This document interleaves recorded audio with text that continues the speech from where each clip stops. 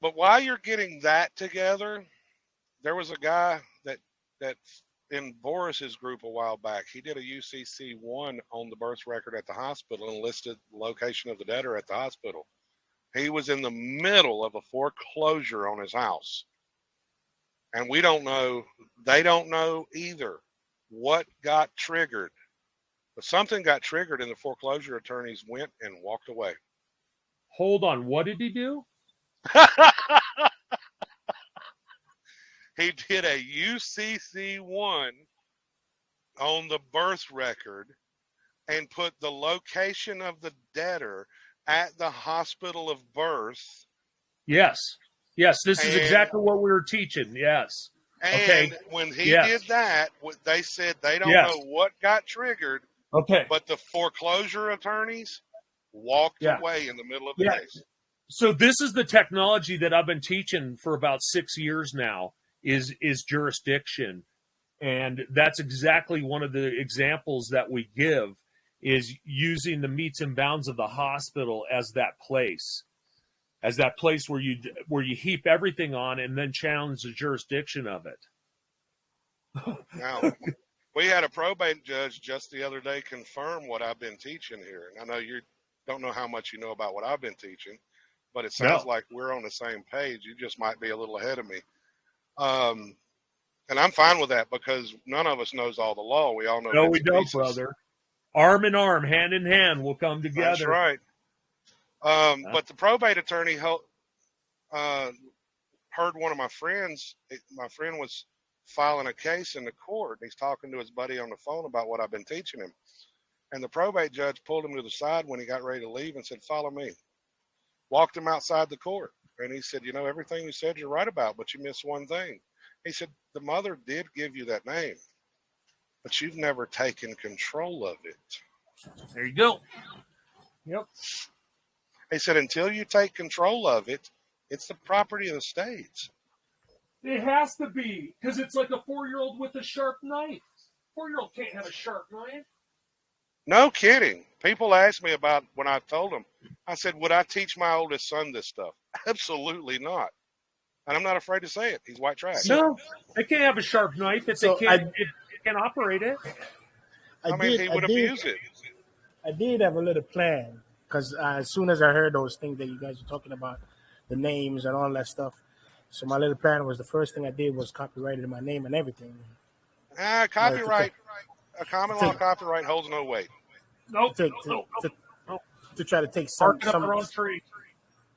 So what is it that we can do? That's why I made take control. Take control through the probate court, but until you do that, trademark it through the USPTO. There you go. Yeah. Put your name. Put that name into commerce. Go get you a website in the name. Start doing business with it in commerce. Look, Will Smith did it. Go look up Will Smith's trademark application. You can find it. Okay? Just trademark the birth name. And what again? I got that part right down. You said trademark in DTO? Yeah, it costs you $250 to do the application and start using it in commerce. And once you trademark it, now you got the full force and effect of the United States behind the trademark. That's part of all taking control of that estate. It's your vehicle in commerce.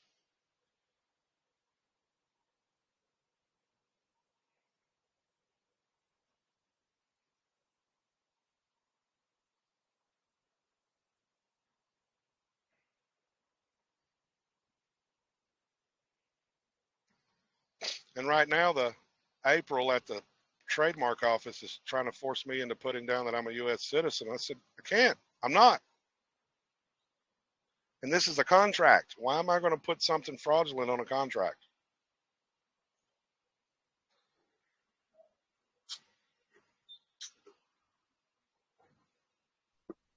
Pastor, let me ask you about that, because you and I were having that conversation kind of wait, was it you or somebody? I don't know.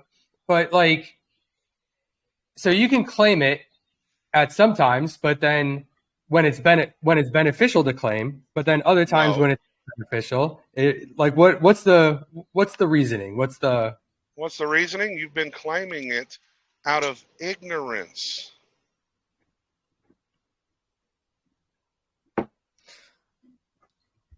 When is it ever beneficial to claim something that puts you into the aspect of a slave? To be a U.S. citizen means you waive all your rights for what? Privileges, or what we call civil rights. In other words, you heard the saying, what God giveth, God taketh away. Well, inalienable rights are what God gives you. Civil rights is what government gives you. And government then becomes God, and what God gives, God can take away. See, I what you understand the create, theory. what you create, you control. Who created the U.S. citizenship? But if you're not a U.S. citizen, or you're not at least able to act as a U.S. citizen, right? Then what are you? You decide. See, you have the right to decide at any time. There's a reason why the First Amendment is first. If you go into court and you believe you are that, they're not going to tell you any different. And remember, he who makes the claim has the burden of proof. If you believe you are a U.S. citizen, they're not going to tell you anything different.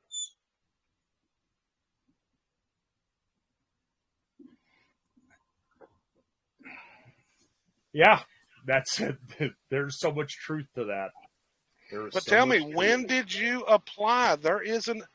In the law, there is an applicable process to becoming a U.S. citizen. When did you apply for that citizenship? And usually they connect it to the Selective Service. That's usually where they connect you. I have the answer. That don't even connect you, because why?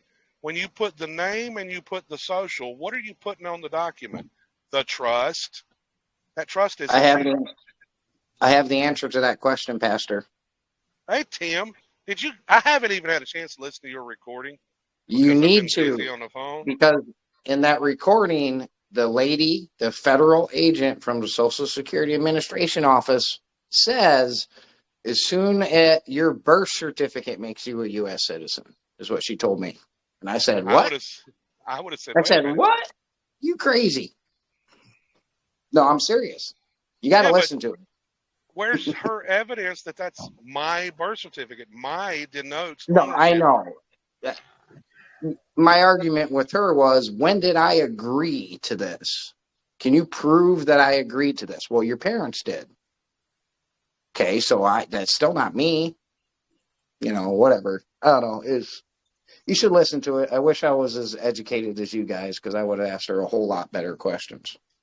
All you'd have done is frustrated her, because she is probably completely innocent and naive and doesn't know any better. Oh, yeah. She was a nice lady. Right? She doesn't know any better. She did.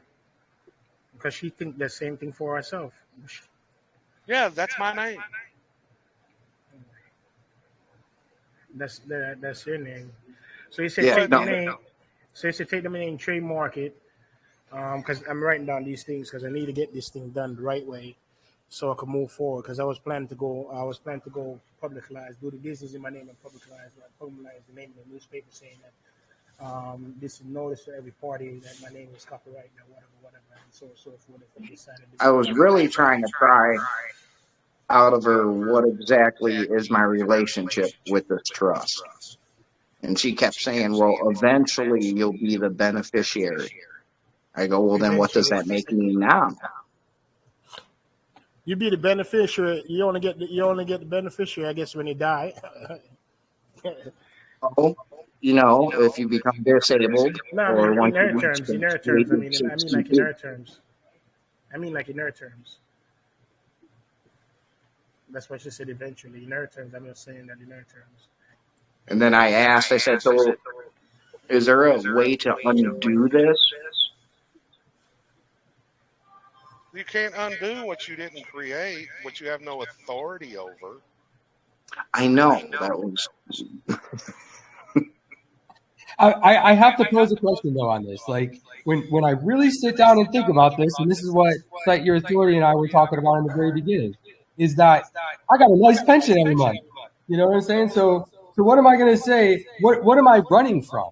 What am I saying that I don't want to be a part of anymore? I don't want nothing to do with this. As long as I understand how to separate myself from the U.S. citizen and just usufruct everything that comes with it, then what would I want to deny about being one?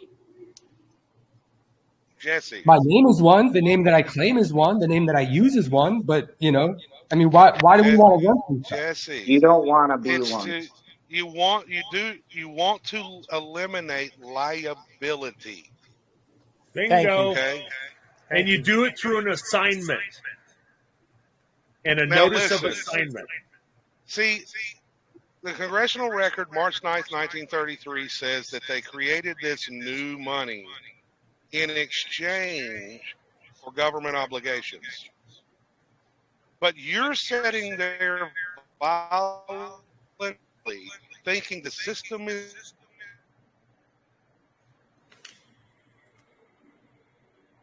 We're losing you, brother. You're breaking up. We're not hearing you anymore. Yeah, I'm going down the road in my commercial capacity right now because I'm a truck driver. The problem is the government. Look, you want to see? Let me give you the absolute right in your face example of what the problem is. But look at the national debt. That $30 trillion isn't government spending. The bulk of that spending is us.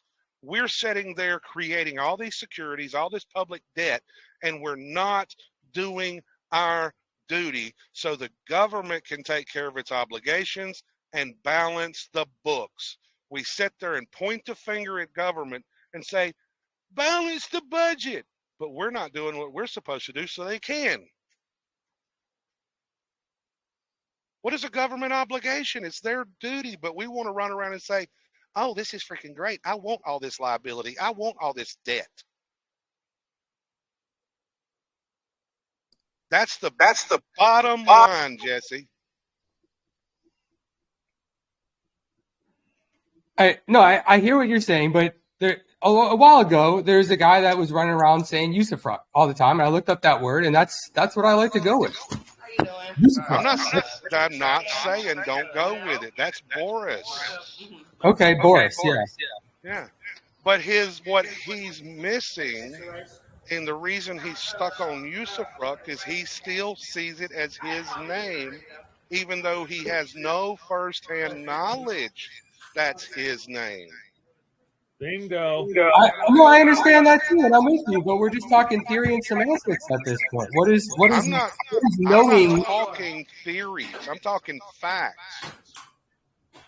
Sitting here at my table right now in Southern California, what is knowing that I am not the name Jesse Stevens SS blah blah blah U.S. citizen? What does that do for me right now, sitting at my table? Right now, nothing until you have to apply it. Exactly. That's what I was talking about. You want to see when I applied it? Go look at the recent traffic ticket I got in this truck. My reverse light was out. I got the ticket February 21st. My supposed court date was March 28th, March 16th, and I recorded the phone call. Fearless Floyd's listened to it. He interviewed me on his show because of this ticket. They sealed and dismissed the record because of what I know. When have you ever heard the court sealing a traffic ticket? Well, have you heard about the use of my prayer with people? Oh yeah, the guy down in Crazy Mark, don't you? Crazy Mark up in Minnesota Mark. Oh yeah, did Minnesota Mark? Did he use it? Minnesota Mark's the one that told the guy to use it. And the guy used it, and he freaking got his traffic tickets dismissed. But then he come back later with the failure to appear. Oh yes, I was guilty. Well, guess what? No. The charges were dismissed. That's a military term. Dismissed. They were dismissed, not discharged. Yeah. So he's still in jail to this day. He's double-minded. Well, I'll tell you, I'll make sure that the word discharge is in that prayer then. Yeah, because you're only dismissed from duty. You discharge from correct. office. And you know, one thing I like about the prayer is when you use it as an endorsement to an instrument. Wow. It has all the instructions there for an instrument. Their instrument. Yeah. Now, I got sidetracked there for a second, but on my court case, on March 16th, I called, this year, I called the clerk of court and I said, I need to speak to the court clerk. And she said, well, there's 3 of us. I said, no, I need to speak to the one that manages the courthouse to make sure everything runs smoothly. She said, no, that's me. I said, I'm in possession of a debt instrument. I never called it a ticket. I said, I'm in possession of a debt instrument here and I need to verify your EIN for tax reporting purposes. She said, well, yeah, you got to do that. And I said, so I read the EIN and she says, oh, well, I can't confirm that. Pastor, can you send me that link or whatever you got so I could be able to know some of those stuff that you're talking about, traffic laws? No, it's not about traffic laws. It's about what are they operating as? They're operating as a bank. Right. And they have a negotiable instrument. And they have a negotiable instrument, and they're presenting it to you. How do you handle it? Yes. You first call it a debt instrument. Identify it. It's a debt instrument. Second of all, go down the checklist of debt instrument. What do you need for a debt instrument? You need an EIN number. Yeah. So I read the EIN number, and she says, well, I can't verify that's what that is. You might need to talk to Barbara at the town hall. I said, well, I'll get her number here in a moment. And I said, the next question is I need to know the penal sum for this instrument. Now, she lied to me at this point and said, well, I don't know what that is or how to get it. I said, well, ma'am, this is the instrument number. And then she says, are you giving me a ticket number? I said, ma'am, if you believe that's what it is, that's on you.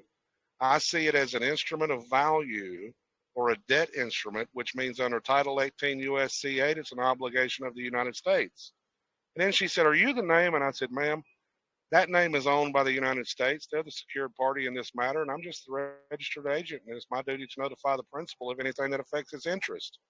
And then she says, can you hold a moment? And I said, yeah. She comes back a minute or two later and says, that matter's been sealed and dismissed. I said, can you send the signed order to the address you have on file? Oh, no. I can't send that. You're going to have to verify who you are. My man letter with watermark for my crest on it, and I rehashed the phone call off, listing the EIN, the DUNS number. I didn't think about it at the time. I should have got the cage code. Profit banking institution. And I said, and the court has 10 days to produce said order. And she got that order on the 24th. Now, remember, I said my court date was the 28th. The 24th was a Thursday. This was way upstate New York. I live way down south. Well, she must have went, oh, crap, because she printed that order that day. It's dated the 24th. And it was at my house Monday morning, the supposed day of court. Sealed and dismissed. Discharged. Well, the order says dismissed. Yeah. Yeah, but yeah. All I did was say, y'all do what you want with it, basically. It's not my responsibility. It's the United States. If they got a debt to pay, let them pay it. Exactly. Just let them do their books. It's their books. It's their instrument. It's theirs, guys. Learn how to let them do their job. Stand out of the way. Direct them properly. You want to know why inflation is so high? They can't balance the books because we're not giving them what they need. Oh, but they know what I do with my account. Can you keep up with 350 million people? No. 4-year-olds with knives.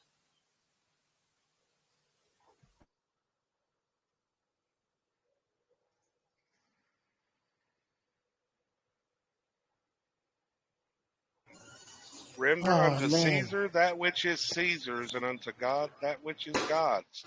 We're not giving Caesar's their stuff. you guys have some awesome information. Well, It's brother sad. pastor. Oh, so pardon me. Go ahead, brother. Yeah, it's sad that I don't know much about this. So when you guys like give like those little points and little keys, if like say like you said dead instrument and so forth, you can just like drop it either in my inbox if you don't want to drop it inside that thing. Just drop it in my inbox. I will review those documents. I will definitely read because I need to learn it and understand it for myself so I can execute it myself. Because that's the key right there. You're telling me this thing so I can learn and understand it for myself, so I can execute it on myself. For right now, like you're telling me, I hear it in my ear. Then you guys saying some more, so one or two of them might skip away. But if you put them in my inbox or in that thing, I'll come and look at it later, or read it and do it over and practice it myself, so I can have this conversation real good with y'all. So thank you again for the information, brother. Let me tell you something. I don't do templates. Everything I did in that. No, listen. Oh, go ahead. I know. But you're saying, hey, put all that in my chat. Well, I could write it up, right? I could, but it's off the top of my head. The reason why it's off the top of my head is I've been reading their documents for so long.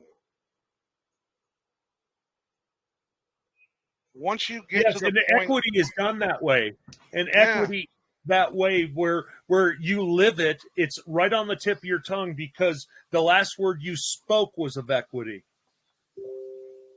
Yeah.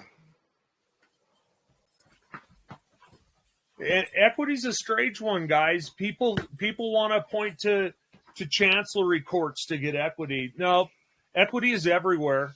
It's how you conduct yourself. And equity is not kind. It doesn't divide by two. If two come up squabbling, one's going to leave with nothing. The other one's probably going to leave with everything. Yeah, it's not just that. It's what is it? It's basically contract law, Article 1, Section 10. Yes. Yep, 110.1.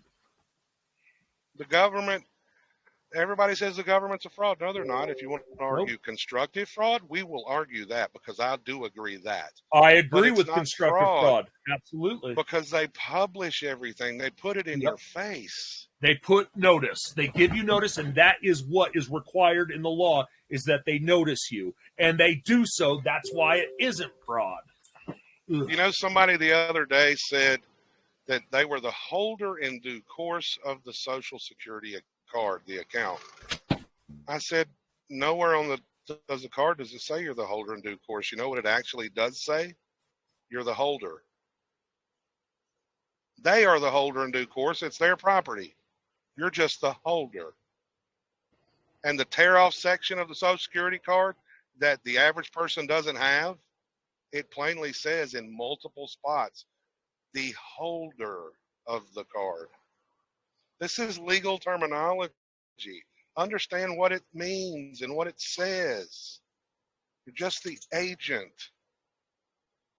Yes, and know that you know, if you look up the word agent or alias, that's one, alias or nickname, you'll realize that those things are where they actually hide the bonds.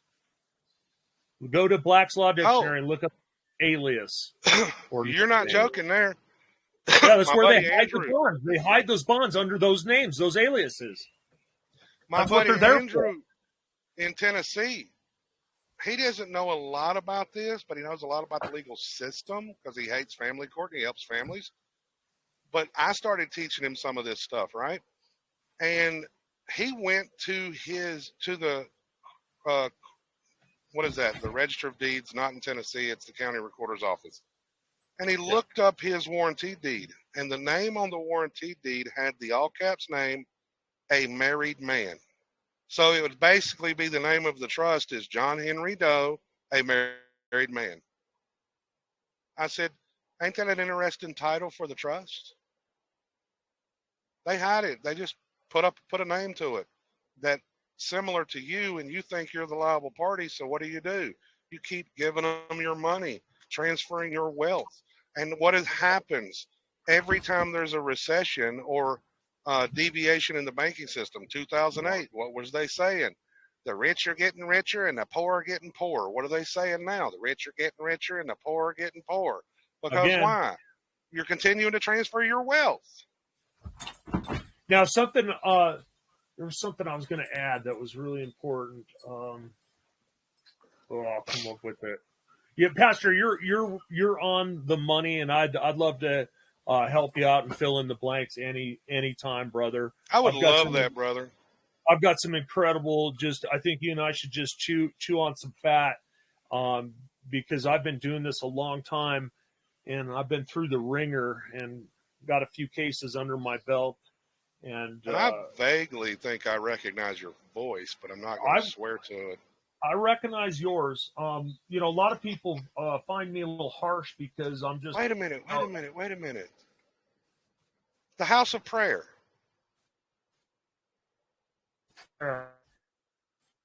What's the guy's name on the House of Prayer?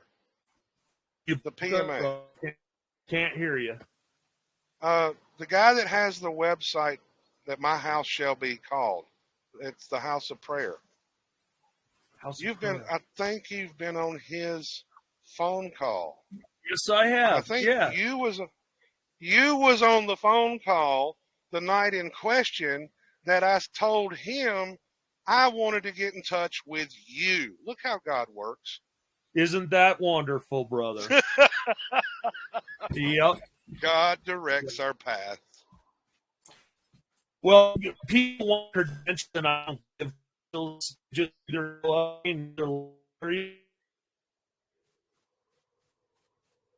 do credentials. So people, you like their.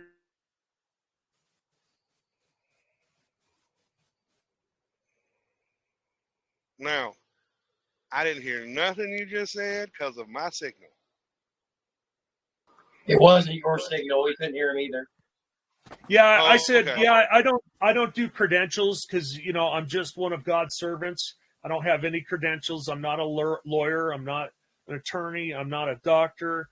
I'm just one of God's servants, and you either like me or you don't. I can be a little bit harsh because of the times that we're in and the little time we have. But besides that, I do God's work.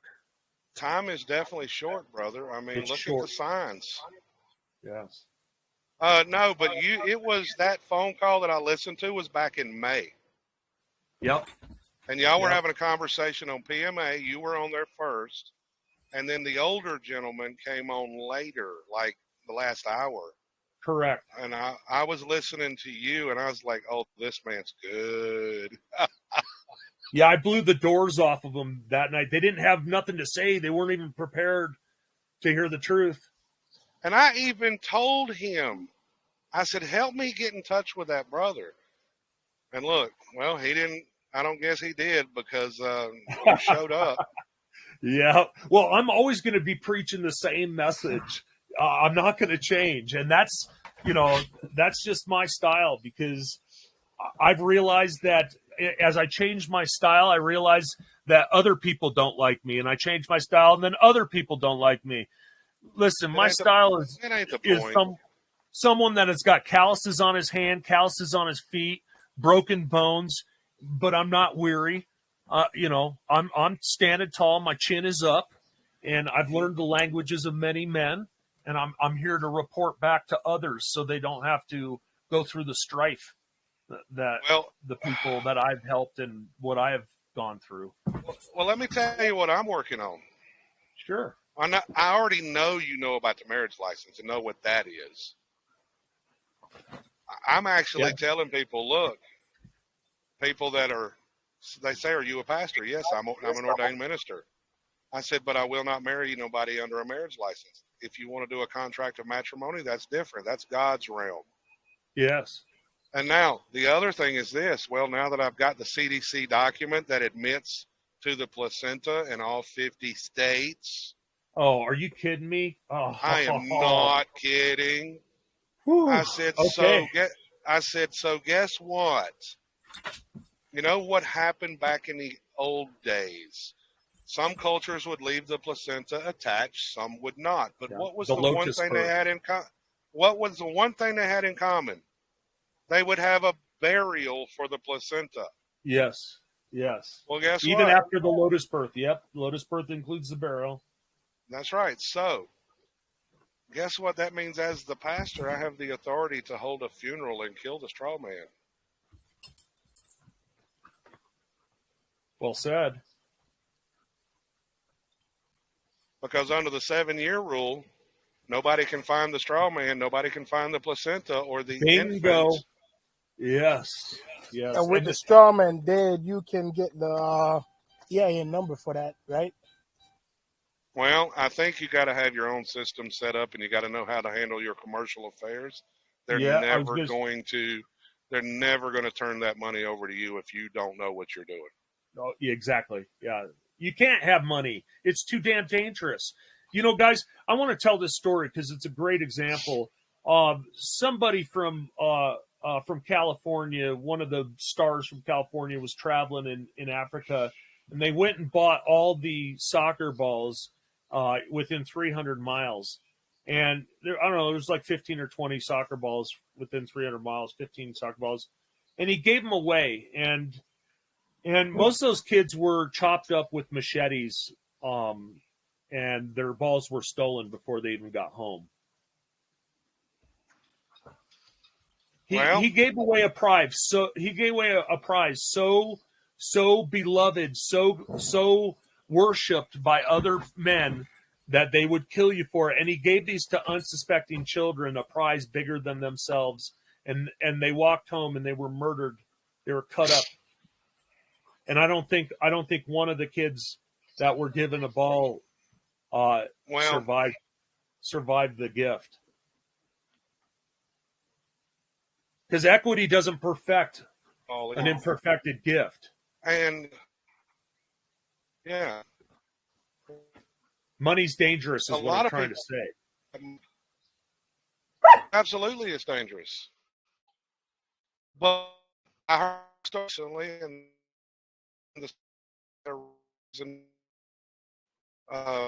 but people that actually done everything, they got everything in place, and this one lady supposedly, it's hearsay because it's come from another source, but he said he knew this woman, and she had a party, and people asked, how did you come into all this money? And she started talking. A few days later, they found her in a freezer. Because the system absolutely knows the average person, that love of money being the root of all evil, they won't be able to keep their mouth shut. They're going to eventually brag. And when they kill you off because you bragged, because you had a non-disclosure, they're going to get the money back anyway.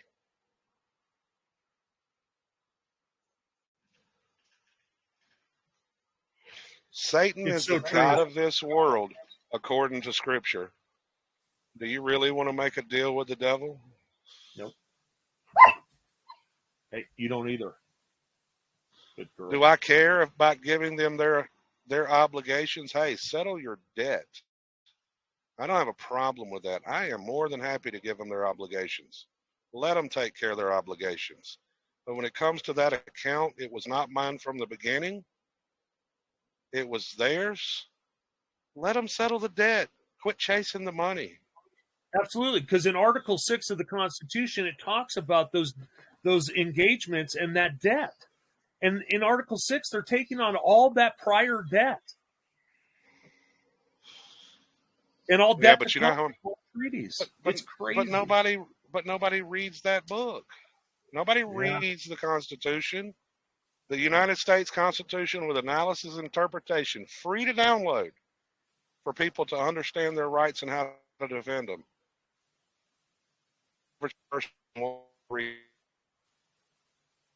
Because it takes time.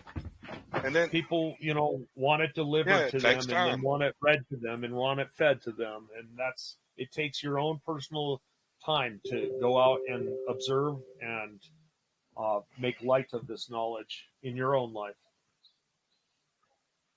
Yep. What a blessing to have you. Now we're hooked up. I've been really busy because we've got rain right now and it's going to turn to snow. sooner than later. But I'd like to put away some time and chat with you and get you all the instruments. What state you Say in? again? What state you in? I have interest in Colorado. Yeah, you're right. It's going to turn to snow soon. Yeah. Well, if I get a load out there, I'll let you know. Yeah, that'd be awesome. Pretty much if you're on the Front Range, I'll come see you. I'm sure Yeah, we can. I actually met Minnesota Mark the other week. We sat down and had dinner together. Oh, really? How is he? He's doing good, putting up a good fight. He ain't quite brave enough to put the private plates I sent him on his vehicle yet, but he's putting up a good fight. Hey, I got a question because you guys were just talking about reading the Constitution and everything, and in the Constitution it has unalienable, and as I dug through the California Constitution, it mentions inalienable. Does anyone have insight why they would be kind of talking about two different ones? Yeah. One is God-given rights. One is rights you waive. And the states can do whatever they want. The states can do whatever they want as long as it doesn't infringe. So they can promise you something lesser. What they can't do is take away something greater. So they then can always promise you something lesser. This is the way contracts work. I can always promise you something lesser, and if you agree, you'll get lesser. But I can't take away your right to something greater. So I'm contracting my rights away with the state. Is that kind of what we're saying? Correct. Yes. Well, when did the right to travel get licensed? Well, when you're 16, because it's illegal. No. In history. No. My dad has private plates on, and Shane's in here listening. Private citizen, he's in here. And he knows my dad. He can verify this. My dad has private plates on his vehicle. He's been running that way for almost 6 years. And he has never got a ticket. He got into an accident one day, a minor bump up. And the lady called the cops. They come out and did a police report. The guy goes to the back of my dad's van, looks at the plates, looks at my dad, looks at the plates, looks at my dad, goes to his car, digs through their database to find a plate he hasn't used in years to put on the ticket. Another time, Dad called me and said, "You ain't gonna believe what I did." I said, "What'd you do, Dad?" He said, "I come up to this stoplight and I came to a stop. Looked left, looked right, nothing was coming. I took off." And he said, and there was a state trooper behind me. I said, "Did he pull you over?" He said, "Nope." He sat there until the light turned green and turned left. He don't have a state plate. He don't have a state registration. What you don't realize is that license is a contract. No, I understand. I understand. So you're contracting your rights for privileges to follow their rules, and they won't give you a ticket. And what you missed of my chat earlier is how I break down jurisdiction over land in the law and give you examples in the Colorado Revised Statutes of how jurisdiction is ceded to those exact places that they describe. And the reason why is because law is only operable in those areas where that jurisdiction is ceded. Yeah. That's it. But Jesse, you say that you have the right to travel and blah, blah, blah, and then you turn 16, you get a license. Well, guess what happens with that license? You contract your rights away, because then the state says without that license, you can't travel in something that is supposed to be your property. So, Pastor, I got another take on this, and I do quite well with it. Is I hold up my hunting license, right? Mm-hmm. Mm-hmm. And I say, "Am I hunting elk?" And the jury says no. The judge says no, and I hold up my fishing license and say, "Am I fishing?" No. And I hold up my marijuana card that says I have the right to have marijuana. And I said, am I marijuanaing? And so I asked just quite plainly, quickly, is as a man holds a license, are they engaged in that activity? Because I can hold your license because when I do decide to act in commerce, I just may want that license for that dedicated time and place and space to act in commerce. But just because I have a license did not make me guilty of driving. It didn't, just because I had a license to hunt, didn't make me guilty of hunting off season because I hold a license in my pocket. Yeah, that's the power to contract at will, right? And the license is given to you under fraud anyway. Hold on. I just got a new license. I know. The reason why I'm saying this, but this is all prefaced with me publicly in the record reserving my rights as a free man. Yeah. Okay. So when we talk about your status, that means I have to go to the county that you're in and look up the record, what you've filed, and to actually see what your status is. And in my filings, you'll see that, I filed that I reserve all my rights. And the reason why is because I'm not smart enough to know all my rights, but I'm smart enough to reserve them. Yeah, because we have rights we don't even imagine yet. Nope. Your rights stop. Your rights to do anything only stop when it comes to trespassing on another's rights. And we were talking the other day about murder. I said, and the guy was asking, well, isn't murder a commercial crime? I said, not according to 27 CFR 72.11. It's not even in the list. Well, don't they still bond the cases and make money off of them? I said, absolutely, but that doesn't mean it's a commercial crime. Offense. Murder is a crime because why? That man has the same rights to life, liberty, and the pursuit of happiness as you do, and you trespassed on his rights. On the rights, not the man. Yeah. Well, you did it without a license. And now, self-defense is where that man waived his rights and forced you to kill him. See the difference? He had the right to life, liberty, and pursuit of happiness, but because of his actions, he waived those rights and forced you to have to defend yourself. Well said. Well said, Pastor. That's in a personal like a personal matter that just that happens to just pop up. But I was a Marine for 20 years. We had a license to kill, right? Somebody said it was okay at one time. Yeah, but it was always in the heat of battle, which would be self-defense.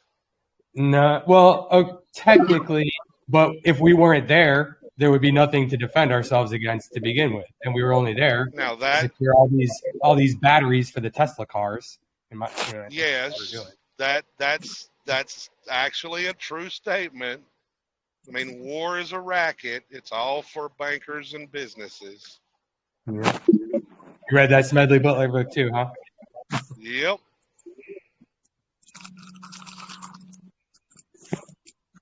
Well, you know the three centers of power that rule the world, don't you? Of course.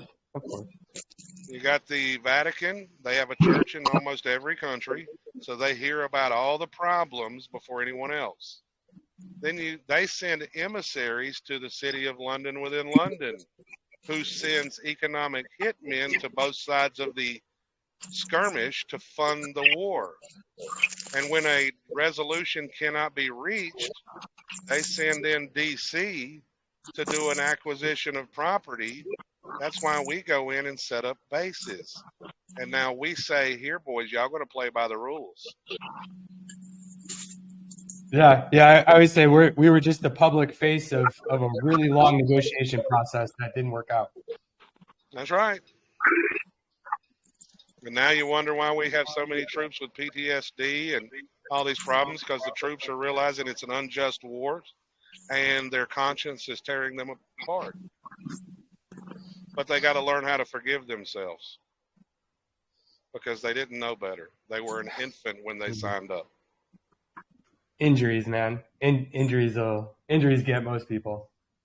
Yeah, well, infancy, it tells you in the Anderson's Law Dictionary of 1889 that in infancy, an infant can join the Army or the Navy. Infant isn't an age, it's a mindset. Sure. When you don't know how the system operates and you have a infant's comprehension, yeah, you can actually go join the military. But your subconscious won't let you do things that are evil without paying a price.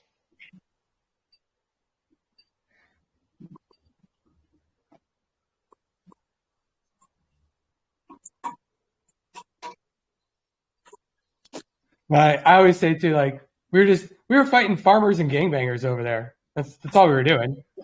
Yeah, and just people that wanted us out of their neighborhood. That was it. Same thing we'd be doing over here. Oh, you want to see how upset some conservatives get when I get to talking about the Constitution?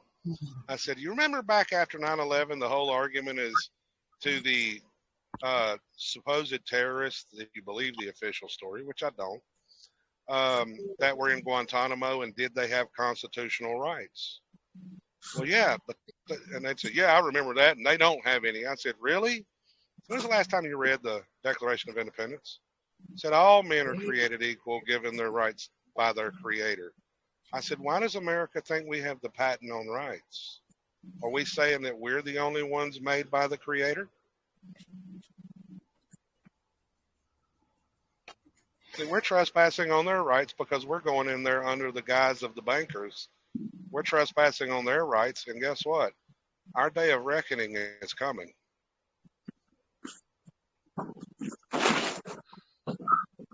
Oh, I would agree. Sodom and Gomorrah style. No, that's a whole other subject. You cannot violate natural law. May of 2040. It's coming. Yeah, you cannot violate natural law without paying a heavy price.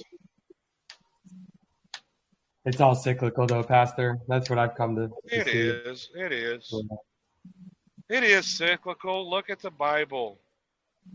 The freaking Bible even lays it out that the people become free and they follow God, and freedom soars in the nation, and then the next generation is getting spoiled, and as it goes on they become decadent, and they think everything's owed to them, and what happens? Then they collapse and get enslaved again. We're on the downward slide. Our days are numbered. But I think this time there won't be a rise. The only other empire that will rise this time will be the kingdom of the Antichrist.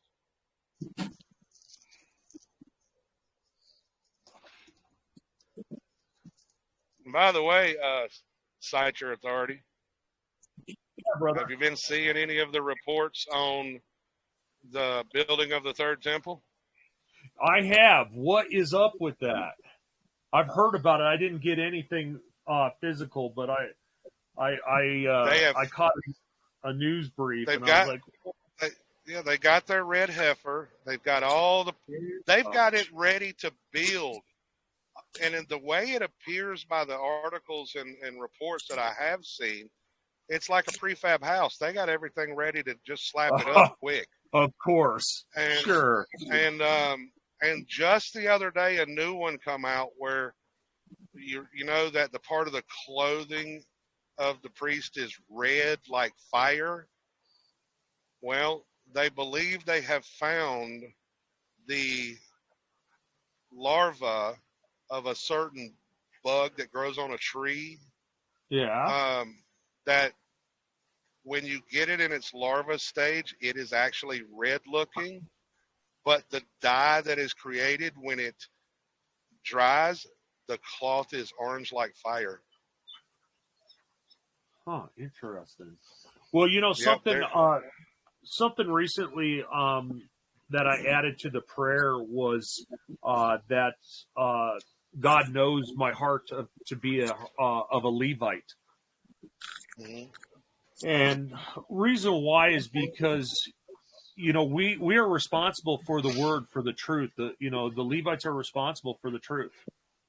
And if you find yourself fighting for the truth and trying to uphold the truth in the way, then chances are you have a heart of a Levite. And in the consequence of that is that armies cannot touch you.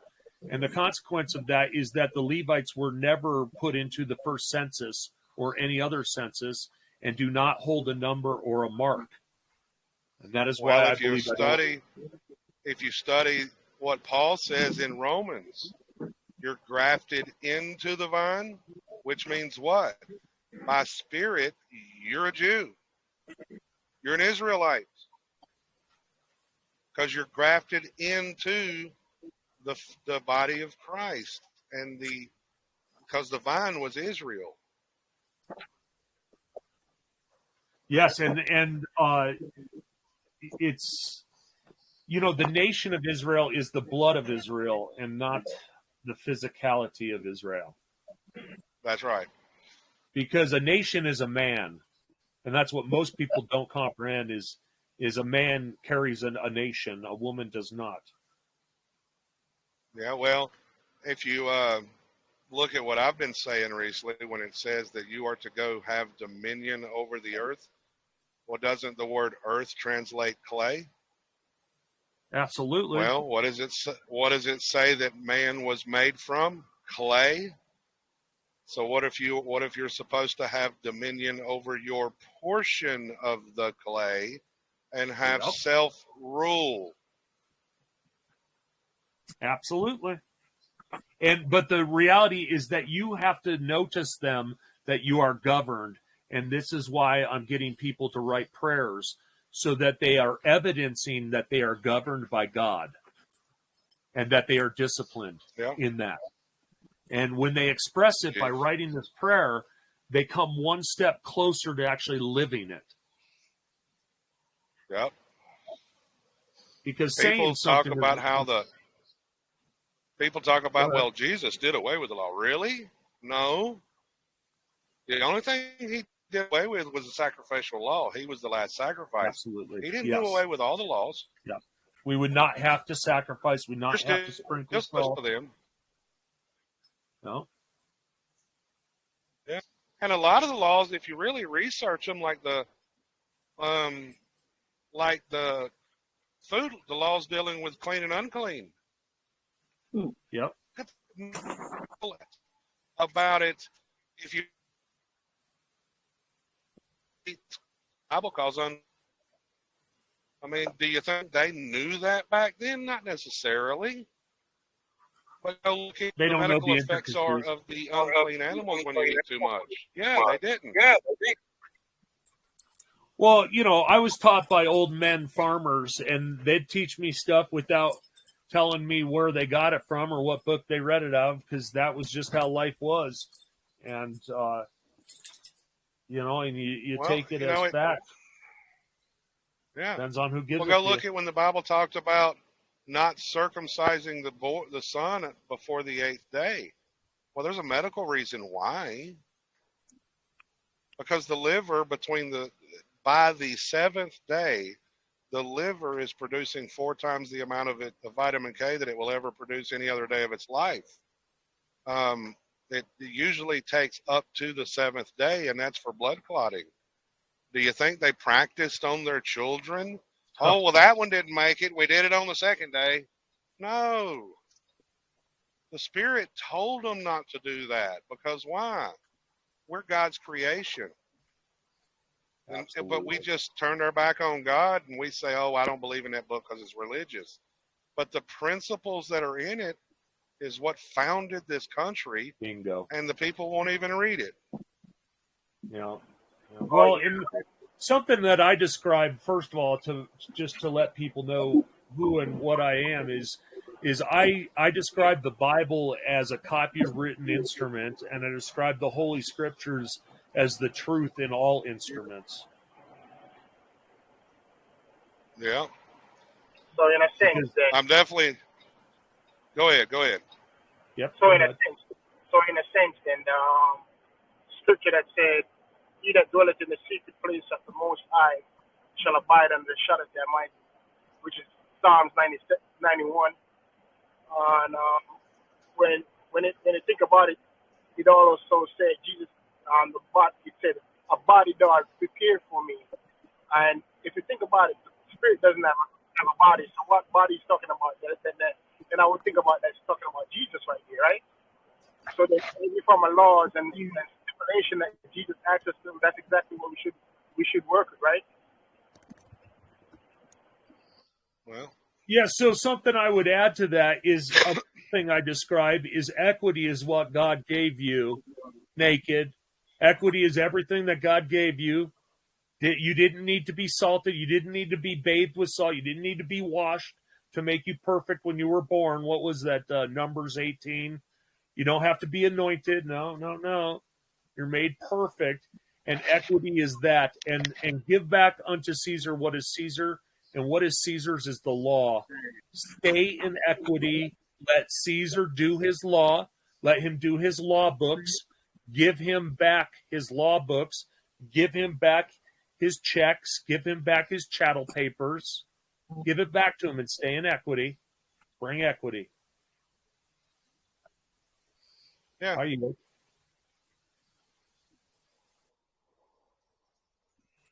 So, guys, I've got to get going. And I can't think of what it is. I've got to get rolling. I just want to thank everybody who participated today because it was just a wonderful call.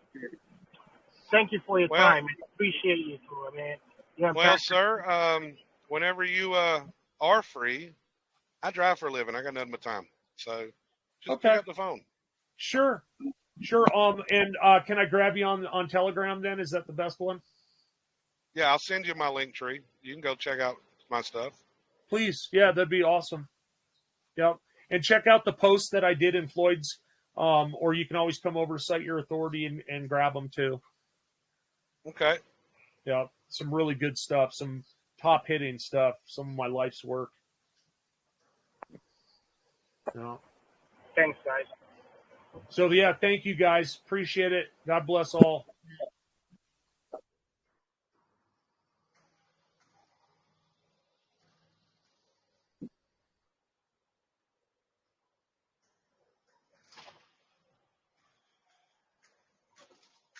Yeah, I heard that guy one time, and he was on the House of Prayer call, and I was listening to him. I never did get in the call, and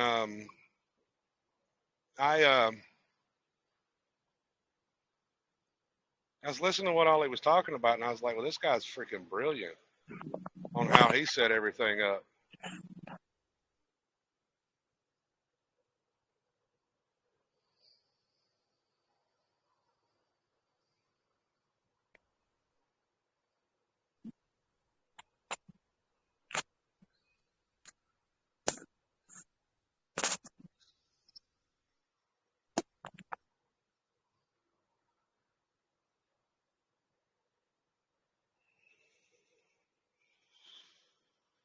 So, y'all done got quiet.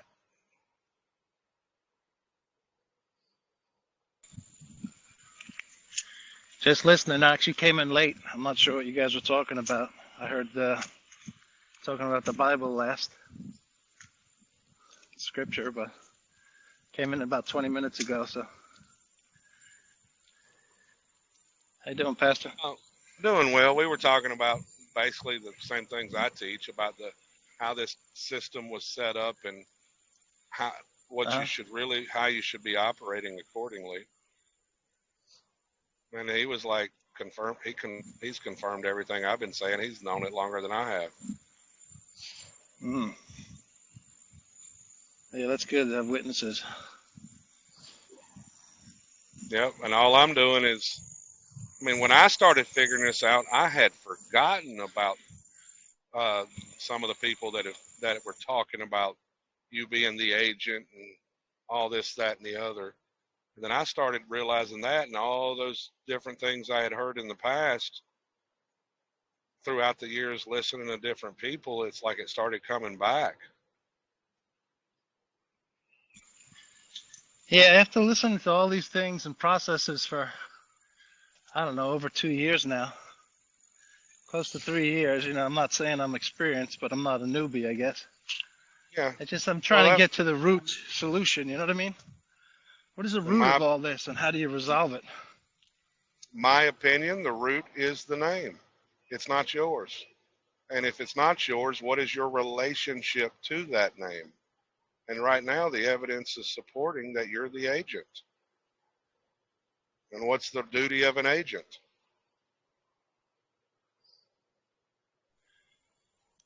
Well, I mean, I'm coming to 2 points. One is it is the name, and I was coming back to, for example, the law of Boris, that kind of, those things where it's just not your name, and you got to let it go. Well, the law render unto Caesar that which is Caesar's, but the only part I disagree with Boris on is how he applies the usufruct. Okay. Now, the usufruct is a trust, but most people say that it was mine. No, Mom signed a contract giving assignment over the property before you were born, and it wasn't even for you. It was for the infant. The infant was the placenta. So if the placenta was one of the products of conception and both had to be recorded, guess which one hasn't never been recorded? That would be the baby, right? That's right, the living, breathing man or woman.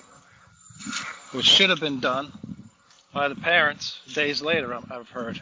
Yes, where you claim your property. So what did the hospital do? They put an announcement in the paper over the infant, the placenta. Nobody claimed that either, because they did a legal notice. What was it there for? Well, does anybody have an interest in this property? Please come forward. Nobody ever comes forward.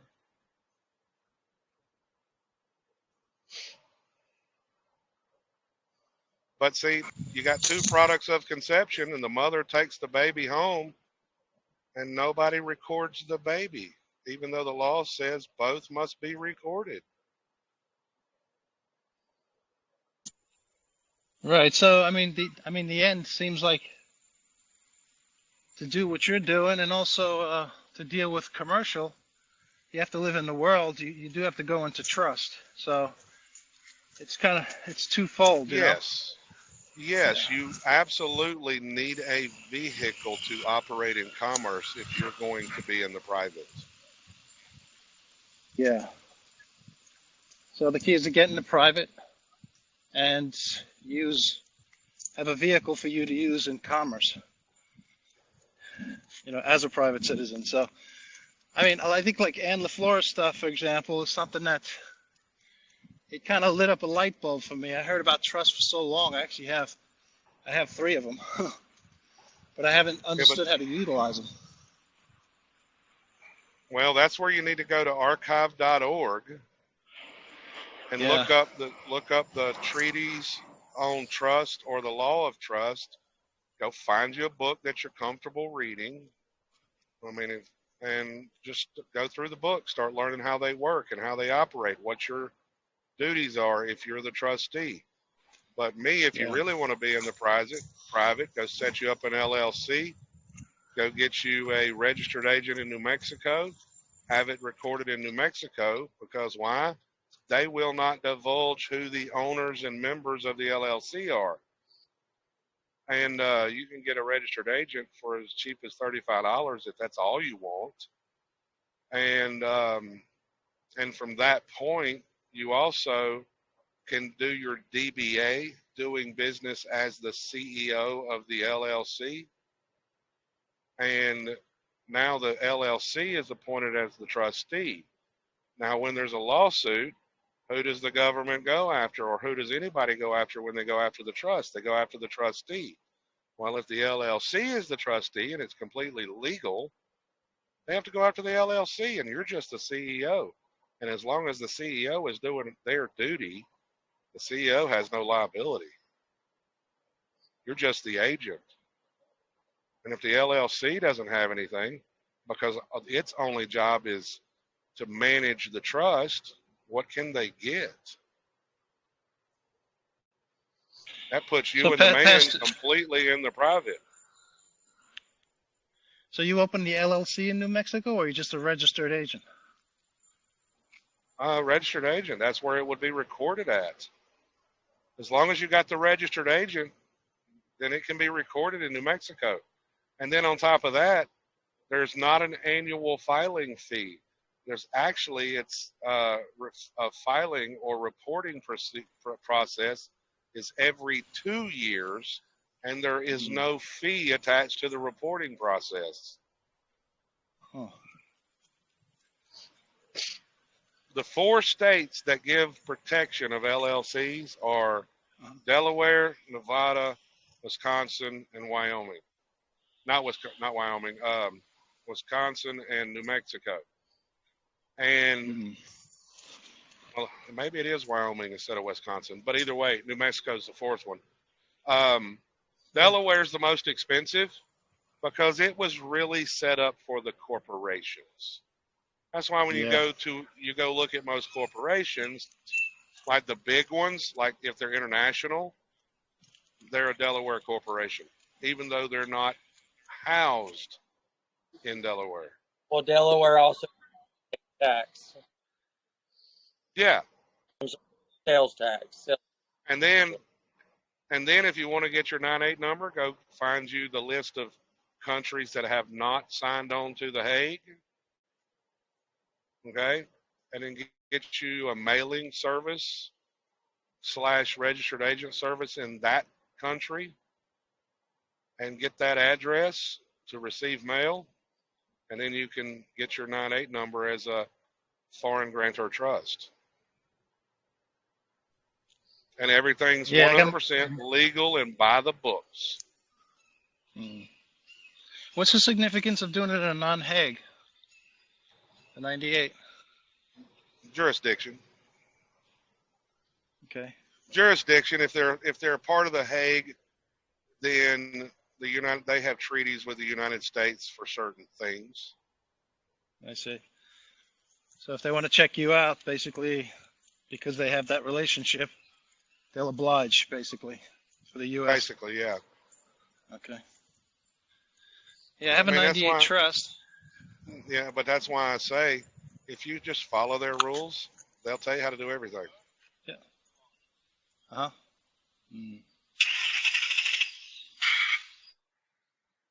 Well, I can't stand to hear people say it's all fraud. It's all fraud. Go ahead, Shane. No, somebody else stepped in. Go ahead.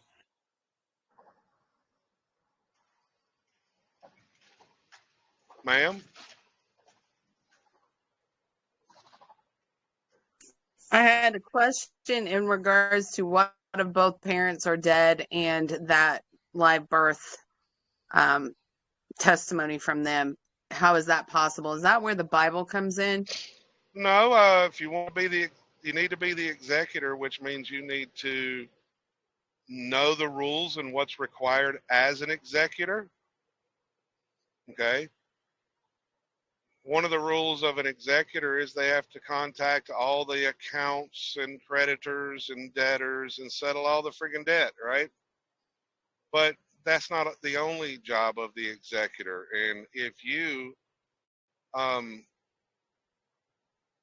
wanted to do the birth record and your parents are dead, if you find any evidence that their estate is not completed, and I'll tell you now, you're not going to be able to use the Social Security account for that proof. Anything reasonable, you're going to have to go to probate court and ask for an appointment of executorship. If you get that appointment, now you can sign papers on behalf of them.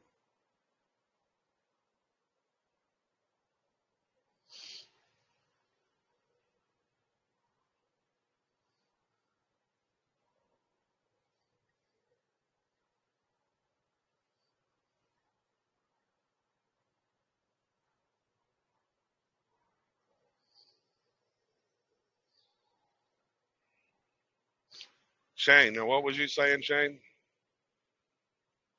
I mean, I think that's what gets me the most. People gripe and complain that everything's fraud and we've been duped and the wool pulled over our eyes when actually it's all there, all in writing. All you got to do is read. Yep. If you want to hide the truth, put it in a book.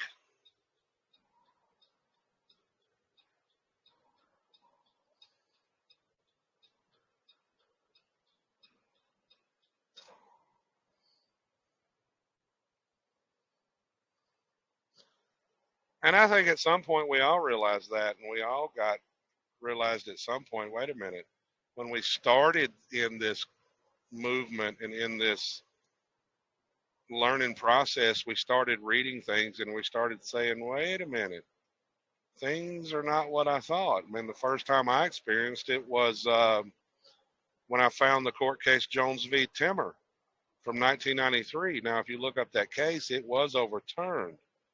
But the principles were not overturned. And the principles that were laid out in that place is dealing with the federal citizen and a citizen of the states. A 14th Amendment citizen don't have access to the Bill of Rights. That's reserved for the citizens of the states. And they don't have the same equal protection under the 14th Amendment as the 5th Amendment and all that stuff. So I was like, wait a minute, this ain't what I was taught in school. What in the world's going on here? Because they were citing the court cases they were getting it from, which was the slaughterhouse cases. And the slaughterhouse cases were decided 5 years after the 14th Amendment. And they're still a standing case. They've never been overturned. The other one is U.S. versus Anthony. And I think that one was in 1872 or 3. I think it's 2, though. And you look in that case, the judge in that case spills the beans and tells you the whole thing. So things are not what people think, and it's not that they try to trick anybody. It's the average person has no understanding of what the Constitution says and how it applies.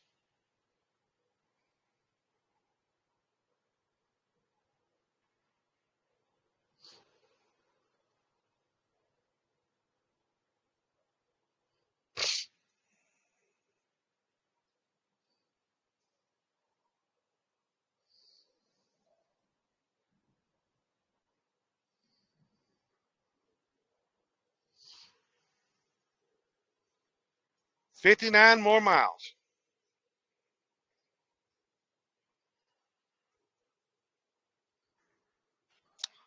Where are you going? Knoxville, North Carolina. Are you going home? No, I wouldn't mind it, but if I go home, that puts me 2 hours from my delivery, and I basically would have to go home, go to bed, get up, and get gone. And to me, that's just a tease. I don't want to go home, kiss my wife, and say, now I got to go to bed. Because my first delivery is right around Charlotte, which is 2 hours from the house.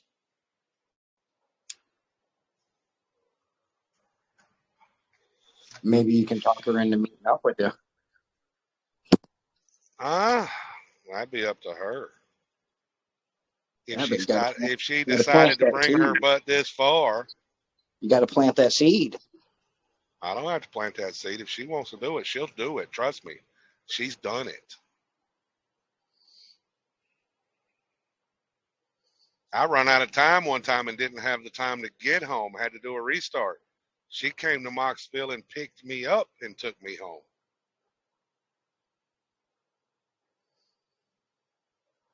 I don't have to plant the seed. She knows what my life is like. She's been known, oh, you're going to be here? Her and my daughter will jump in the car and drive.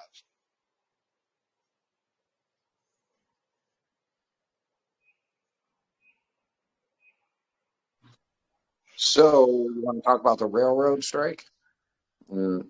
I hope it lasts a while because maybe freight rates will go up. Yeah, well, I figured that's what you would say. So, Let it last till should I start a through next shipping year. company? Should I start a shipping company? Like a I don't know. You got the money to start one? no. Well, no, because I have to give it to Caesar. So, no, Why do you have to give it to Caesars? because it's his. Look at Amazon. Amazon started everything under a trust. Then they put the trust on the stock market through the Securities and Exchange Commission. The trust owns all the property. And then guess what? The one licensed at the state, that's a different entity that's leasing the property from the trust.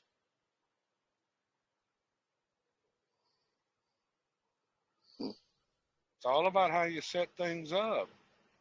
It sounds like maximum tax advantage right there. And the reason that the wealthy do that is they can legally transfer money to the trust because the trust owns the property. And if there's a distribution, it's only a 15% tax. But what happens? There's never a distribution. It's always the trust owns all the property. It owns the house. It owns the boats. It owns the cars. It owns the warehouses. It owns the whatever. But guess who gets to play with it all? The beneficiaries.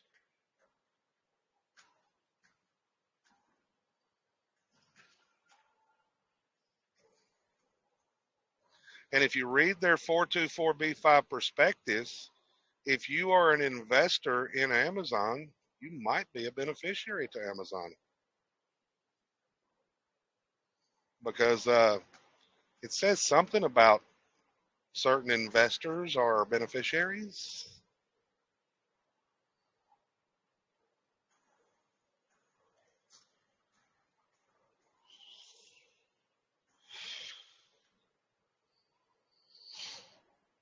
See, they got everything out in the public for people to figure out how the game is played. You just got to know where to look.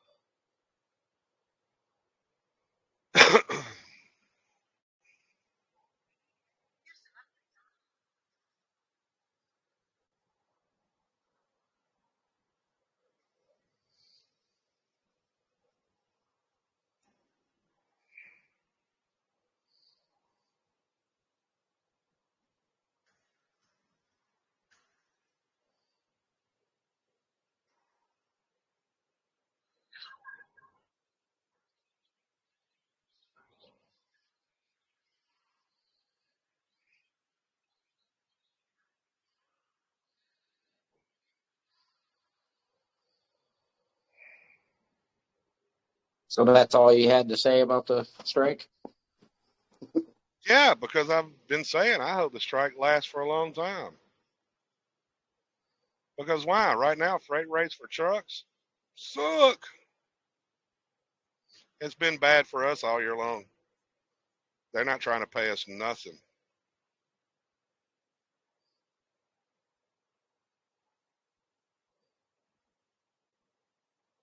Signed up for a company called Ships, I believe it was, where you could go to Home Depot, Menards, etc. They would have, loads or lifts or whatever they called them. So you could deliver orders to people's houses. Yeah, it's kind of. I used to have a truck. That's kind of like Uber Eats or DoorDash. I do DoorDash, yeah. And it's actually becoming popular because people are lazy and don't want to leave the house. Oh, you don't have to tell me. I've been doing it for 5 years, Pastor. I did it before COVID. You're actually, I think if I remember correctly, you said you're making pretty decent. Yeah, I make good money doing it. Mm-hmm. No boss. Just the gas prices and the wear and tear. That's the only downfall. Well, don't talk about the gas prices. Shoot, it's cheaper to go to Taco Bell. Is it? For gas prices, yeah. Yeah, I hear you. Oh, I put gas in my. I get 61 cents a mile for driving my kid to and from school. 188 a day when he goes to school. There and back, there and back. Hey, Pastor, you ever looking to get one of those Tesla rigs?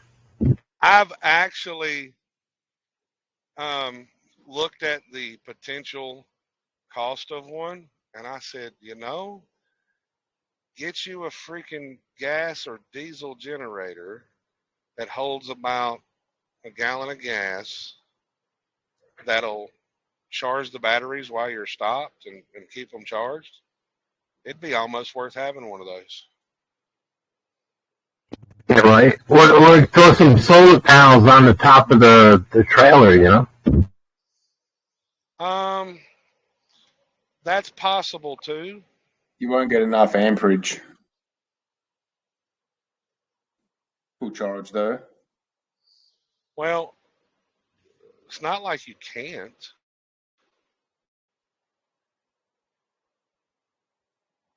Depends on how many panels you put up there and how many watts they put out. Exactly. I mean, you would have to get it set up, but to me, for the price and what it does, I think it might be worth it. But like anything, when it's new on the market, it's going to be full of bugs. So do you really want to get it when it first comes out, or do you want to wait until they get all the bugs out?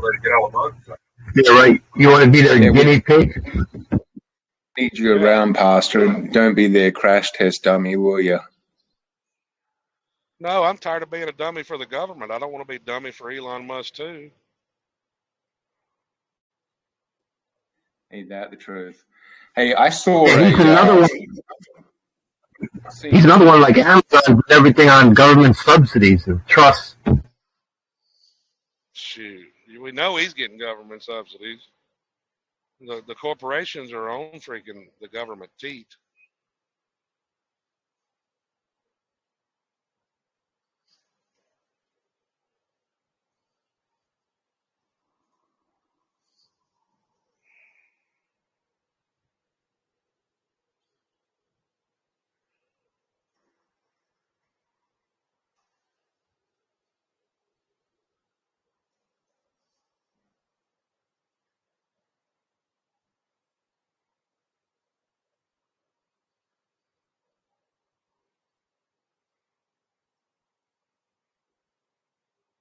So, anybody got any questions or thoughts or anything?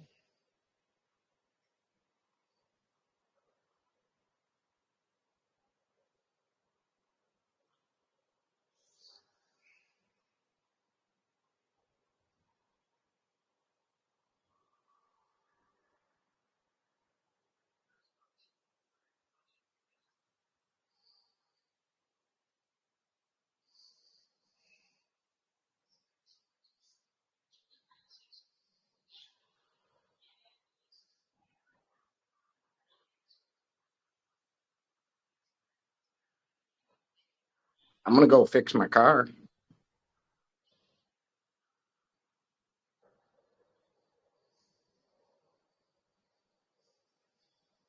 Do what?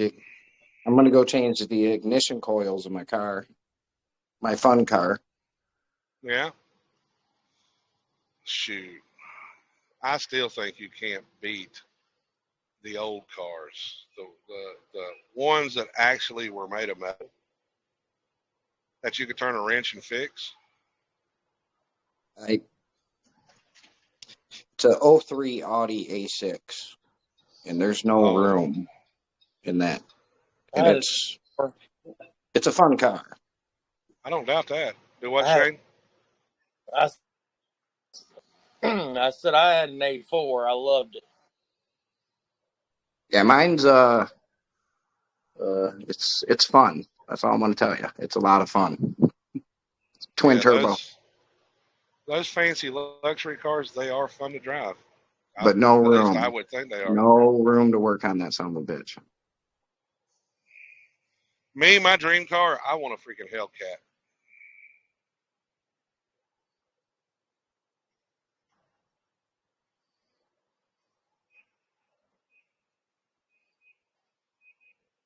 I like my all-wheel drive.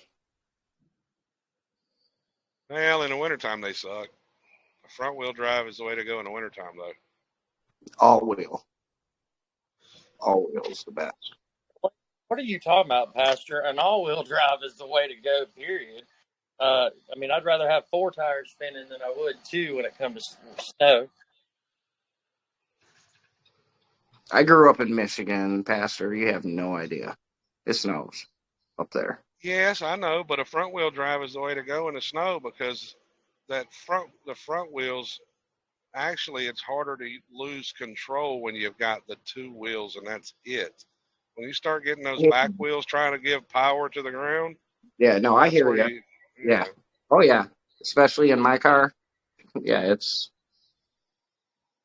yeah, I hear you.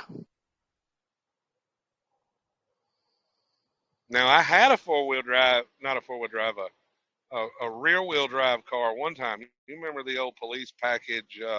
What are the police cars called? Back in the 80s? Crown Capri? Vics. No, the LTDs. Crown Vic. Yeah, the Crown Vics. Now, those are fun to drive on in the snow when you're trying to do spin outs and all that stuff. Oh.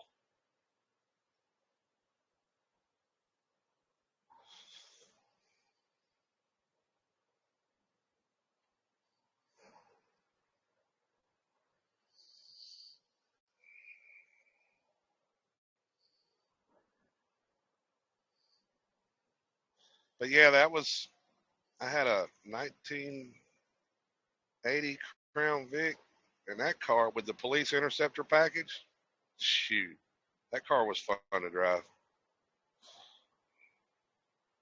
Like driving a giant boat. Well, it was, but it sure had some power.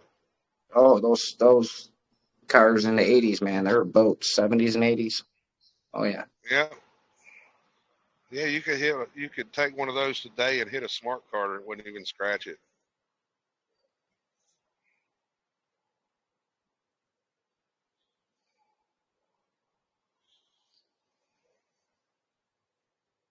You should listen to that conversation when you have a chance. No rush, though. Oh, I will. I definitely will. Start making some phone calls, and you'll be proud of me because I recorded it. Yeah, freaking record these people. You never know when they're actually give you a nugget of truth. Yeah, Tim, I heard you. You don't know. I heard you on Floyd's last night. I got off because y'all were. I mean, it was the first 10 minutes. I didn't get much talking, but I had heard you recorded a conversation with the Social Security Administration. You want me to send it to you? I'll send it to you. I'm not scared. I'd love to hear it. Yeah, I'd love to hear it. Just wish I was chicken poop. Educated like you guys. Educated. Shoot, if you're educated, you're not indoctrinated. I'm trying to forget. For yourself. I'm trying to forget and then educate. Correct. That's my struggle right now. And reading, look, the elite, people love them or hate them. The elite, that's one thing that I have seen and that they preach, is they read. They read every day. They're reading newspapers. They're reading magazines. They're reading books. They're reading investment papers. They are constantly reading. And the masses do what? Go to work and watch TV.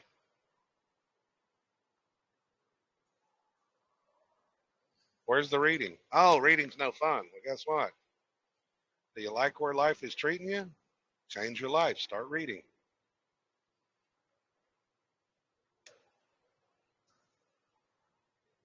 So people complain about the government. They complain about the elite. Oh, look at what they're doing. Well, guess what? Look at how they set everything up. If you want to be wealthy like them, do what they do.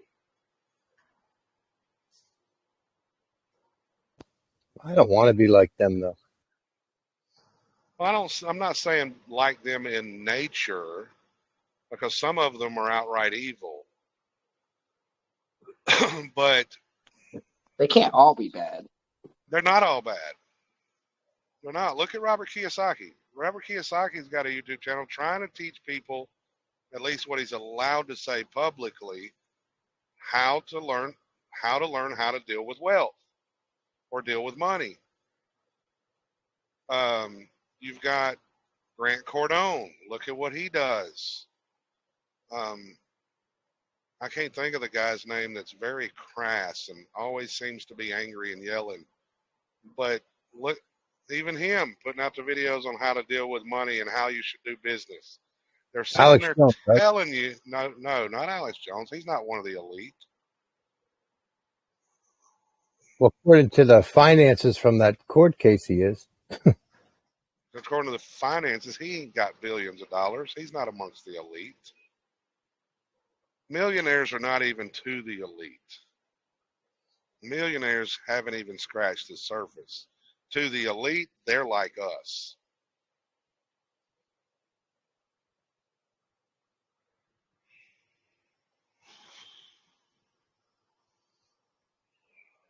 I just prefer zero balance, zero the account.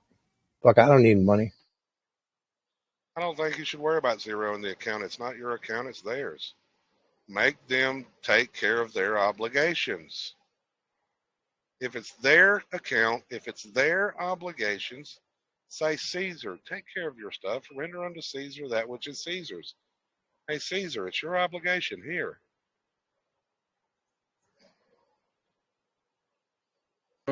Why is it their obligation? I'm the one that bought my house. No, you attached it to the trust, and they mortgaged everything in 1933. And that name is their property. But neither me or the town here in 33. I'm just saying. It doesn't matter. 1933, that was the New Deal, and we've been under the New Deal ever since. And what is it? It's a contract.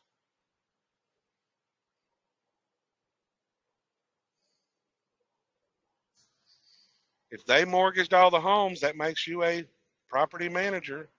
Well, damn it. Shouldn't they be paying you to manage their property? Send a freaking letter to your congressman. Say, hey, we need to pass a private law. And the Congress controls the purse.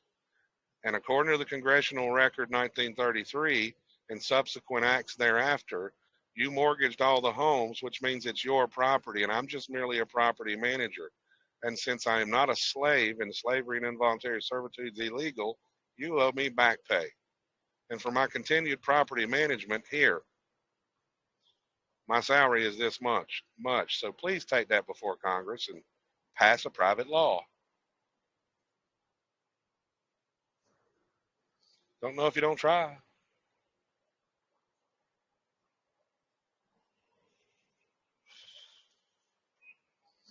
Who insured all the mortgages? The government did. And they insured the mortgages under the USDA. You remember the 08 housing collapse? Well, remember when they were getting $700 and some odd million every time they got a check from the government? It wasn't just one bailout. It was multiple. It wasn't even a bailout. It was an insurance premium. It was a payment because all the mortgages were insured. But see, they don't tell you this. And then unfortunately, the families go file bankruptcy when it's already been paid. Yeah, let's not talk about that. Kind of bothering you now that you're learning all this stuff, ain't it? Yeah, what's even bothering me worse is my mortgage company and their relentless pursuit to piss me off every day. That's the one thing I've never had as a mortgage. I have car payments, but no mortgage ever. Well, the car payment is already paid too. It's the same principle. I know. Hey, all right. I guess it's a contract. They're all contracts. No, so I that's just not need what we're to getting send at. They're Caesar all my promissory contract. notes. So I just need to send Caesar my contracts and tell him to take care of it. John Eric Roca, I went and got a personal loan and went and bought my mom a car. Okay. And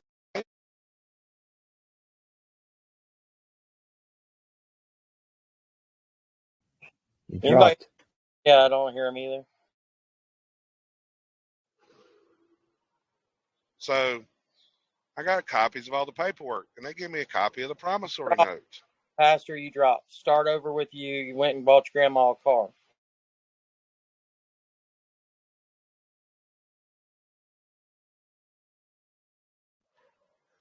Sorry. Let's try that again. So I went and got a personal loan for my mom and bought a car for my mom. And I said, I want copies of all the paperwork. They gave me a copy of the promissory note. And I called my buddy John Eric Roca down in Texas and told him what they gave me. He said, oh, yeah. He said, did you know that copy is just as good as the original? He said, I said, oh? He said, yeah. He said, I went through my mortgage papers. And I went, and my promissory note had on the signature line copy. So he called the USDA, and they told him, they said, the copy is just as good as the original if you sign it. It's a promissory note. What are promissory notes? They're no different than a Federal Reserve note. Basically, they're the same thing. Aren't they a debt instrument? So is a Federal Reserve Well, note. what isn't? Yeah, well, or a negotiable instrument. Did you like that silver certificate I took a picture of that I have? I'd have to see it. Posted it in the chat last night. I didn't see it. It's expired. Are you talking about the ones issued by the United States? Yeah, but you'd have to go look at it. You would definitely know more about it than myself, and I actually have it. Yeah, I'd have to go find it with all the chats that's been going on. I've actually got some silver certificates.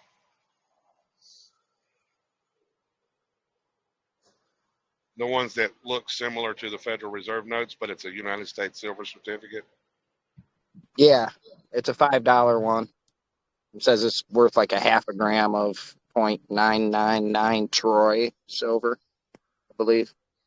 And it was issued in 1999, I think. Back has a warehouse receipt. Yeah. It's pretty cool. Hello there, Chris.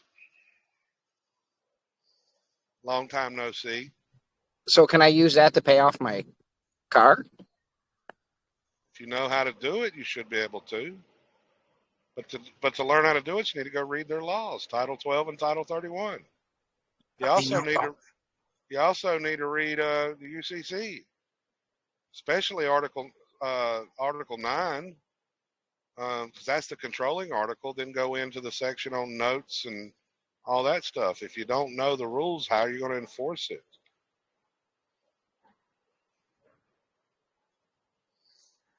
My personal opinion is freaking send it to them. Who's them? The Treasury. If That's what I'm saying, bro. If it's a government obligation and you're just the registered agent, shouldn't you be forwarding all their obligations to them? Yeah, you know what? I'll check my water bill that I forwarded to them. We'll see. Give me a second. I'll get online. You send it to the Treasury or to the vendor? The Treasury. No, you don't go to the vendor. No. I forwarded a water bill from the house I'm actually at right now. Nice. And did you put a cover letter with it? No, I just went in online and changed my billing address to the United States Treasury. That's right. You told me that. Just to see. So hold on. Good idea. Get online and see. I don't think they've paid it yet, but we'll see. You could always do a 1040 and put them down as the employer. I wouldn't do a 1040.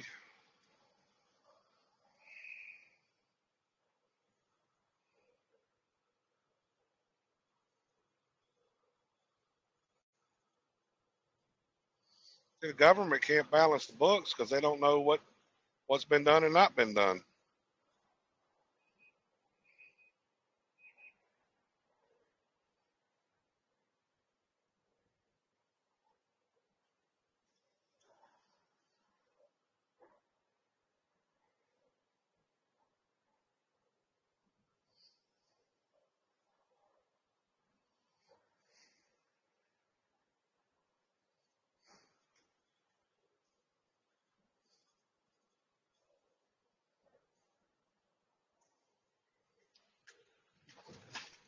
No, they still haven't paid it.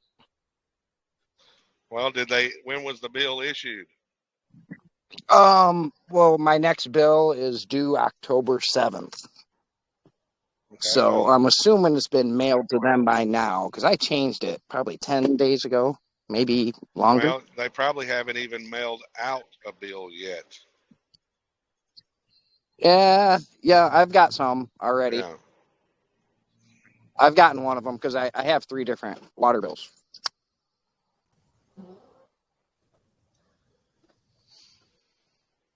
So, yeah, I've gotten one of them. I got it a couple days ago. So I just need to send all my bills to the Treasury, to the one address that the one guy posted the one day. Well, See what as the happens. registered agent, I don't know that you should do it that way. I mean, I've heard of people doing it. Don't know if it works. But as the I was going registered, to probably do a cover letter. yeah, if Tell you're them, hey, going to this is do your that, obligation. yeah, Pastor told me. Oh, that ain't gonna work. The reason that's not gonna work, they're gonna pretty much know that you don't know what you're doing. That's why you got to cite their laws. What does it say that the duties of the I know, registered I got to agent read is? it. I got to learn it. I got to read Illinois' UCC. Forward all service of process to the agent or to the principal, right? That's right. Maybe if I send a one-time good letter, then they'll leave me alone. If they pay my utilities, I'd be happy with that. That's really all I want.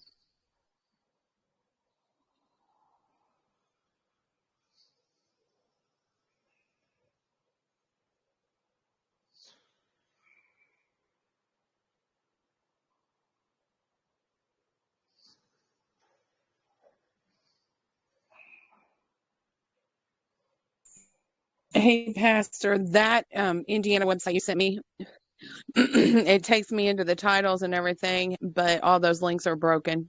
It won't take me anywhere to look at the laws. It's really weird. Then that means that they have an updated site somewhere, and that one ain't it.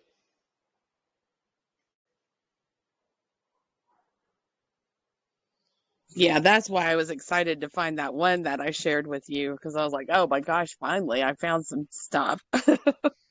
And Hannah, tell them what you've been learning and what the book you've been reading. I've been reading a lot of books. I'm talking about the No, law it's agency interesting. book. I'm seeing the flow. I'm seeing the flow. I'm seeing how you want to be the agent because you act on the entity's behalf, and that makes you not responsible for the entity. You stand behind them. You basically just process the work for them. You send off what they need sent off. And actually, the description I need to share with you is like an agent's job is to receive legal and tax obligations and mailings and things. And I'm assuming follow through on what needs to be done with those. I haven't gotten that far yet, but I'm seeing the flow of how everything works. You're there to receive these. Nothing in there says you pay these. You are to forward them all notices, all demands, all processes to the last known address of the principal. What's the last known address? Well, the head trustee is the Secretary of the Treasury. Go look up the address for the Treasury or the Secretary's office. Hey, trustee, settle your obligations. I wouldn't put it in that. Then they'd take it you being a smartass.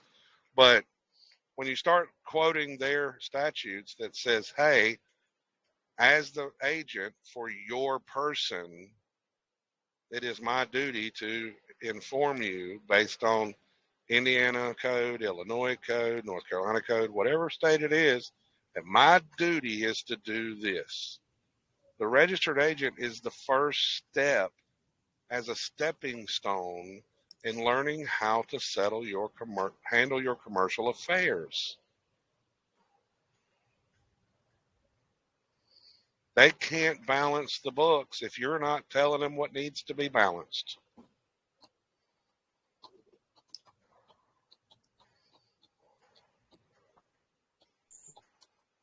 I can't wait to send them my student loans. By the way, go read that American jurisprudence document I shared earlier.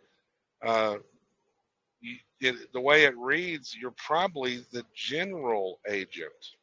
There's a general agent, a special agent, and a universal agent. The universal agent requires an actual written agreement. Well, you could maybe argue that the back of the Social Security card, if you had the entire thing, is a written agreement that you signed, but I don't think you can, because I think it requires a written agreement from both parties, or two parties sign, right?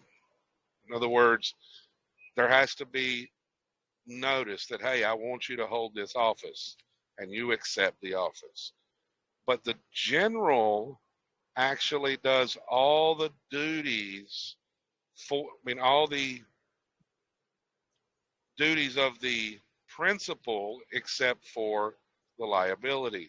In other words, the general one goes out and gets the contracts, goes out and does things, but then he has to report it to the principal. So in our case, you have to go out and create the securities, create the public debt so the currency flows. But so that way the principal can balance the books. Then when you start getting the stuff in the mail, you send it to them. That's how the trust actually grows in wealth.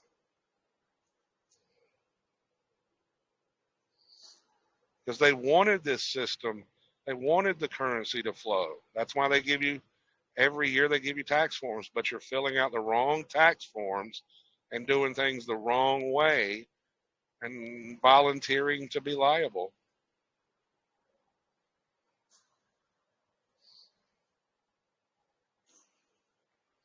Yeah, I just pulled out the 1099 miscellaneous to read all the directions on it and look it over, and I'm getting ready to look at the 1040 too, also, Well, the because I would, 1040 is a you know, class. you The 1040 is a class 2. The 1099 is a class 5. All W-2s, all W-4s, all 1099s are class 5.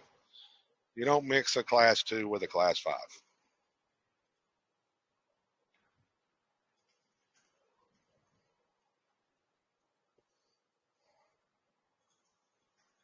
So then why do they have you do 1099s when you're doing your 1040? Because why? It's a class 5 gift and estate tax. Okay, well, you don't know any better. You just do what H&R Block tells you, right? They don't tell you that the actual tax returns that you should be doing is the 706 or the 709. The 706, if I'm not mistaken, is the gift side, and the 709 is the estate side. So let's say you go get a job. We've already went over the trustees and that the trust is the actual employee. Okay, you're just the registered agent. Well, what are you supposed to fill out? The 709, the estate tax return. Why? Because the credit it's getting and that's transferred is for the estate. But when you go set up an account with Verizon or a mortgage company or a credit card company, that's the gift side. That's where the 706 comes from. And in IRS form publication 6209, they tell you what every form falls under. Is it a class 1, 2, 3, 4, 5, or 6? I think there's actually 8 classes, if memory serves me correct. And then in the Internal Revenue Manual, they tell you what each class is for. Well, if W-2s, W-4s, and 1099s are all Class 5 gift and estate, it's because of the trust.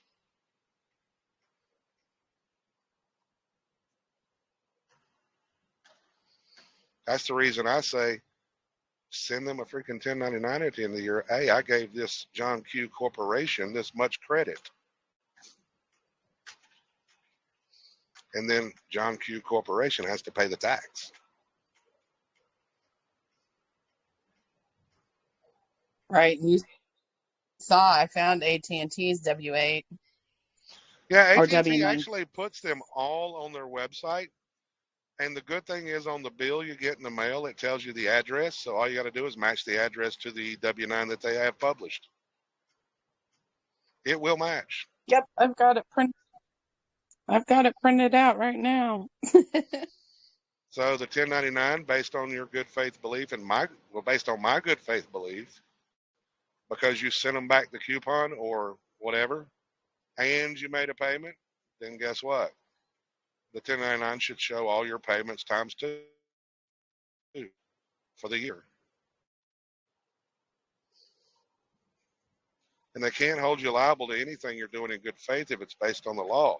So guess what? You sit here and articulate it and say, look, according to your laws, as the implied agent, the registered agent / general agent, it is my duty to inform you, blah, blah, blah.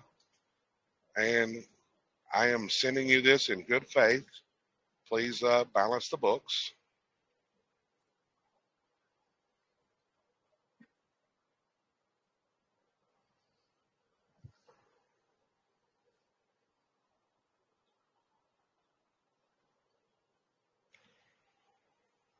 And then take all those copies of those 1099s to the tax preparer and say, hey, do my taxes. Make them liable because they're liable if they get it wrong. Wow, you have this much in 1099s? Oh, gosh.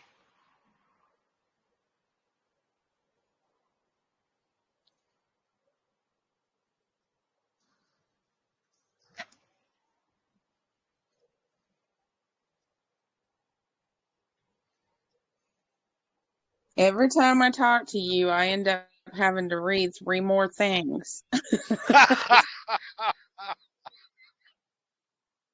I'm sorry. No, you're not. It's interesting, though. It really is. I grew up in the school system when you actually had to learn to read and write cursive and everything. So I feel like we're at an advantage, luckily. Yes, we're kind of one of the last generations that actually had to do reports and everything in school.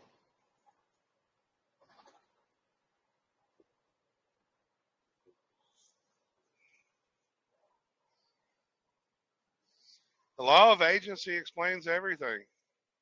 It really does. And I'm actually getting confirmation of this from attorneys. I had an attorney the other day that said yes, everything is agency. She even privately told me, she said, you should take the bar. There's no doubt in her mind that I'd pass. Hey, Pastor, have you ever spoken with KW? Oh, yeah. Oh, yeah. He was the first one I heard that ever talked about it being the law of agency. Yeah, he was doing the stuff back in 2010, I want to say, 12 maybe. Yeah. He read the court ruling from Kentucky on an audio call. Somebody put it on YouTube. I'd forgot all about that video when I started coming to this conclusion. And then I said, wait a minute here. Let me go find those videos, and went back and listened to them. Still got them on my YouTube channel. I can freaking pull them up anytime. But it's the one thing that very few people out there are looking at, and the bulk of the people out there have a problem with it. They really do. Well, my mom gave me that name. No, her mom didn't give you that name. She gave that name to the placenta, and it wasn't even under the office of mom. It was under the office of custodian. Either or, it doesn't even matter because that's not even, I mean, whether she gave you the name or not, that's irrelevant. That form was printed, created by the state. That's their record. Right. That's their record. It has nothing to do with you. That's why you have to do your own. There's two products of conception, the placenta and the baby. Guess which one got recorded and which one didn't?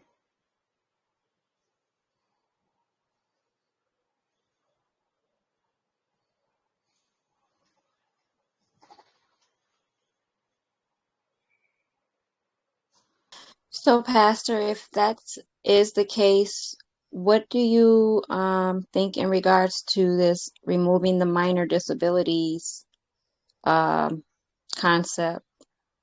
Is that like irrelevant? Yeah, because how do you remove something from an entity that you don't control and you didn't create? Makes sense. I mean, Empress, think of it this way. If I create a trust and I name it Empress Shea Marie, and I hypothetically say you're the beneficiary, is that trust you? No, it isn't. But why do we treat the Social Security trust like it is? Just from brainwashing and conditioning, pretty much. That's right. It's just hard for most of us to kind of disconnect from that concept. But I get it, yeah. It has its own trustees. You were not a party to the contract. And if it has its own principals, its own trustees, its own grantor, its own beneficiaries, even if you are the beneficiary of that trust, does the beneficiary have any decision-making power? No. That means you don't have any power to do an appointment under a 56F on behalf of the beneficiaries. You don't have any decision-making power in a courtroom to make decisions for the trust. Plead guilty, not guilty, or no contest, Your Honor. I'm just the agent for the principal. I cannot make the decisions for the principal. Because why? I'm not trying to commit fraud upon the court and trespass on their rights. If you want them to make a decision, you need to contact the trustees. And it's funny, if you're still like in the same state of birth, like, isn't it the state? Because the state issues the document or the birth record, and now the state in court is coming after the state. Basically, it's the state coming after the state. You see what I'm saying? Like, oh, absolutely. But if you look at the third trustee on the list, who's the third trustee? Department of Health and Human Services. Why is that? Well, who gets all the Title IV funding? The state. That's why I say the state's the beneficiary. And Tim, he called the Social Security Administration the other day. Am I the beneficiary of this account? Yes, you are. Can you send me that in writing? Oh, we can. Because if they ever give you evidence that you are the beneficiary, it changes the nature of the game. Because how does liability roll? If you're the agent and you are not doing your duty, you are liable. You need to listen to that phone call. Yeah, I will. Within the... I will, Tim. If you're the beneficiary, the liability gets transferred to the trustees if they're not doing their job. The beneficiary is never liable as long as the trustees do their job. Because if the trustees are not doing their job and the beneficiary becomes liable, the beneficiary has the right to sue the trustees.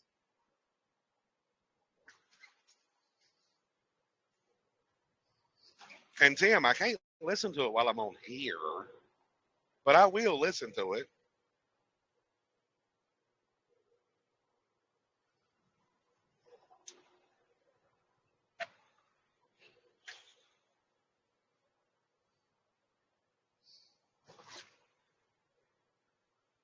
I asked her, I said, what is my relationship to this trust?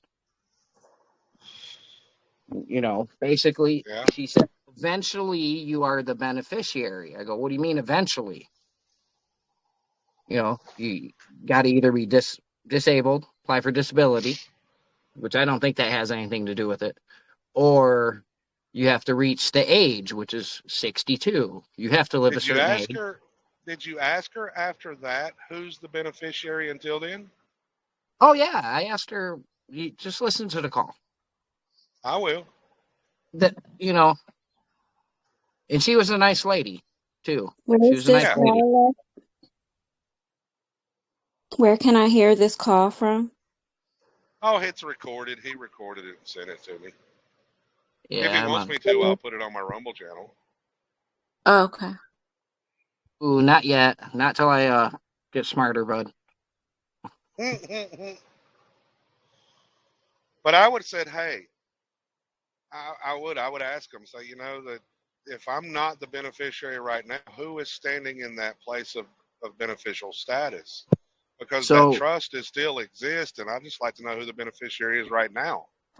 So she offered, because I was like, is there anybody else I could talk to besides you? She's like, well, you're at the last level, the federal level. I'm like, oh, okay. I didn't know she was a federal until she told me. So, yeah, but she has a supervisor. But she said she was open to a group call. So if that happens, Pastor, feel free to join that call if you'd like. I give you permission. When she says she's open to a group call, what does that mean? Because I wanted to know, why and how. When did I agree to this? Can you prove that I agreed to this? And she's like, no. To get in touch with her? Your parents. Blah, blah, blah. She said the birth certificate makes me a citizen. I'm like, well, can you prove that? Can you prove I'm a citizen? Why, yeah. You'll, like I said, when you listen to it, you'll get it. But I just need more education to ask the better questions. I still, what does she mean by that she's open to a group call? Does that mean with us, or did she have somebody else she could put on the phone? She has somebody else she can put on the phone, but I'll ask if I can have anybody else too. Because I should be able to, right? Should be able to. I mean, the worst thing they can say is no. Did she give you the authority to do it? Did she give you a direct line to contact her? I don't know. I mean, I have the phone number, but she called me. I was surprised, but I was ready. I had that recorder, bud. Some guy told me to get a app that records phone calls. I did. So I like it. Kind of. You tell her you were recording? No. Don't have to. Federal level, party consent. She didn't tell me who I was, so why am I going to tell her anything? You don't have to tell them at the federal level. Federal level is one-party consent state. Plus, they're already public. I have to take I have to move my coolant overflow tank just to put one of these coils in. Just one. I got 5 of them done. So a one-party consent means as long as you are the party, you don't have to tell them. And if they realize they're being recorded, a lot of times, especially on the harder subjects, they don't always want to be forthcoming.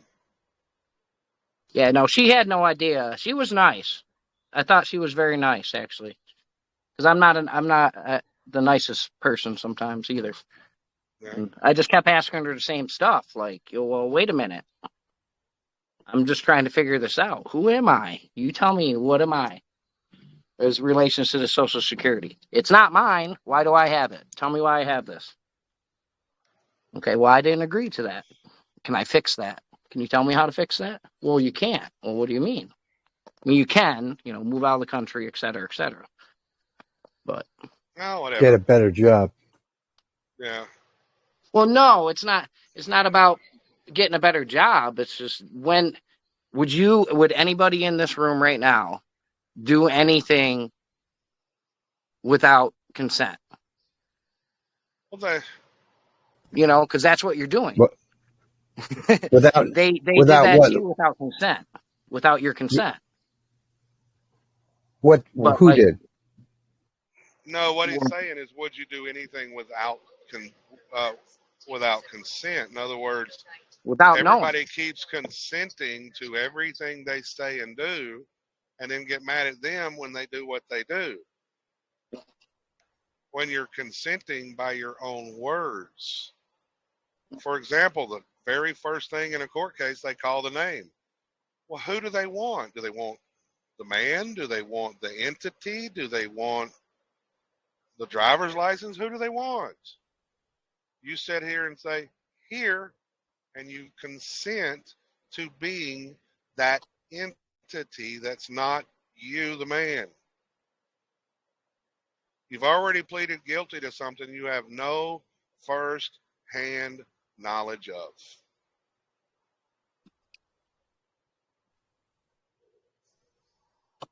And that actually, surprisingly, was something that was discussed on the Johnny Carson show years ago.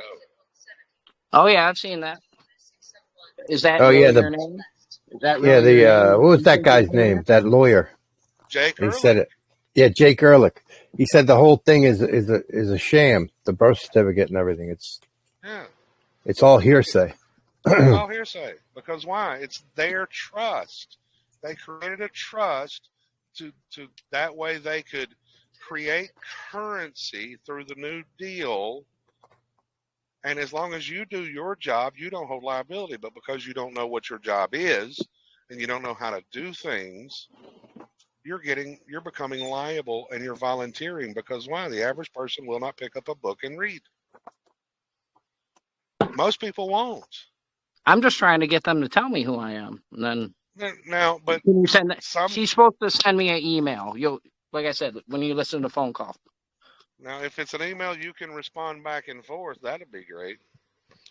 She's supposed to send me an email with some of the answers she had prior to calling me from the last person I talked to. Because, I've been messing with these guys for about 3 weeks now. Yeah. I asked them. I did a FOIA request, and they still haven't responded. I need to get off my butt and fill out that freaking form and ask for an administrative hearing and say, hey, I've asked these questions. Y'all are interfering with my fiduciary duty. Hey, that might be only if you're naturalized where you sent it to. Because I asked her about that. The United States Department of Citizenship and Immigration, right? No, I don't agree with that, and here's why. That's just what she said. That's what she said. Now, I want you to think about it logically. It's citizenship and immigration. In other words, I know. You go through the immigration process to become what? A citizen. Bingo. Well, no, and I even asked her, because she's like, your birth certificate makes you a citizen. I go, well, what about for the 6 days before it was registered? What was I then? Arriving at travel centers of America on the right. Well, even during those 6 days, you have no first-hand knowledge. You don't even know that a birth certificate was even created. Yeah, that's what I said. I'm like, I don't know. I didn't know about this. I was a baby. I was like, how do I get out of this? The baby gets smuggled out of the hospital before the 6 days. Does the United States go after it, or since it's not a citizen?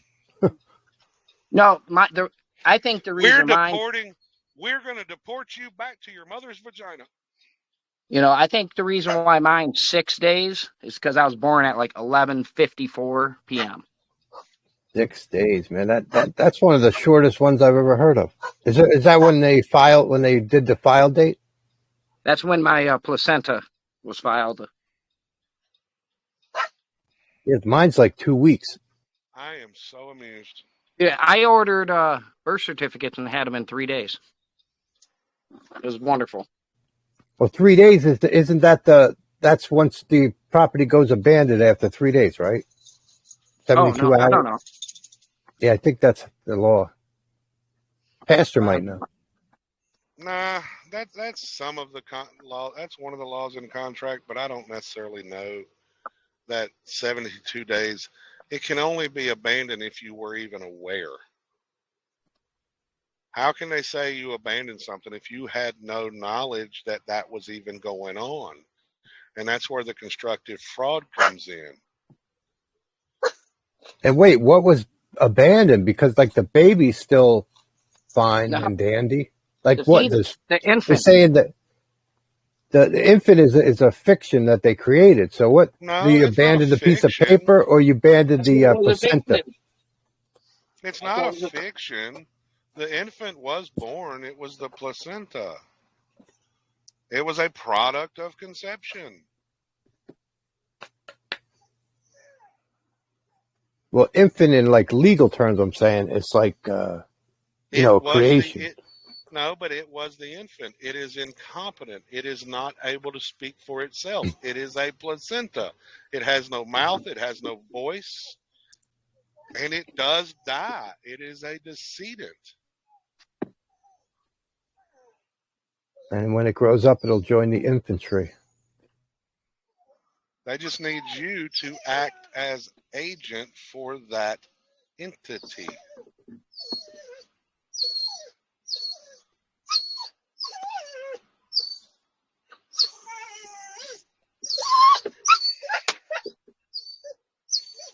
What's up with your dog, man? Talk to Luna. I mean, she gets excited when I'm stopping the truck. Oh yeah, she wants out. You got to go potty. No, it don't matter if I could take her for a walk right now. Take her out to potty. Get back in the truck, circle the parking lot, come back to the same spot, and she'd do that every time.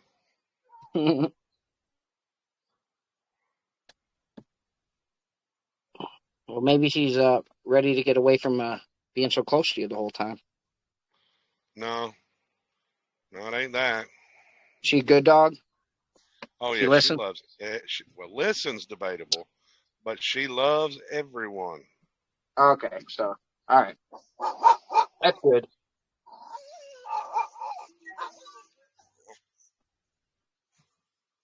Stop it.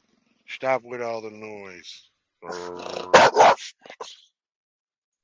Stop it. Wait, yeah, okay. Stop it, baby. I know. We just stopped. It's all right. Give me sugar.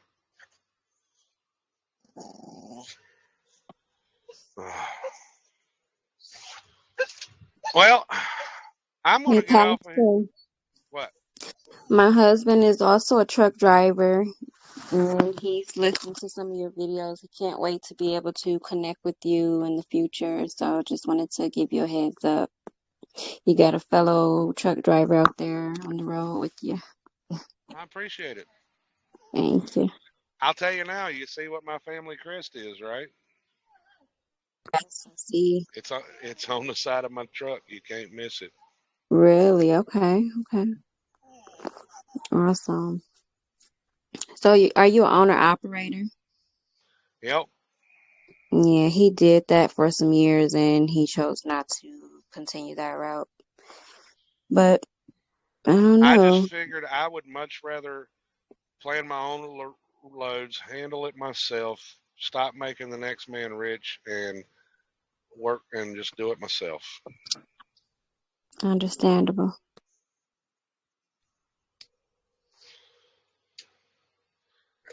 And by the way, the dog, you hear how noisy the dog is. What you don't hear is the cat.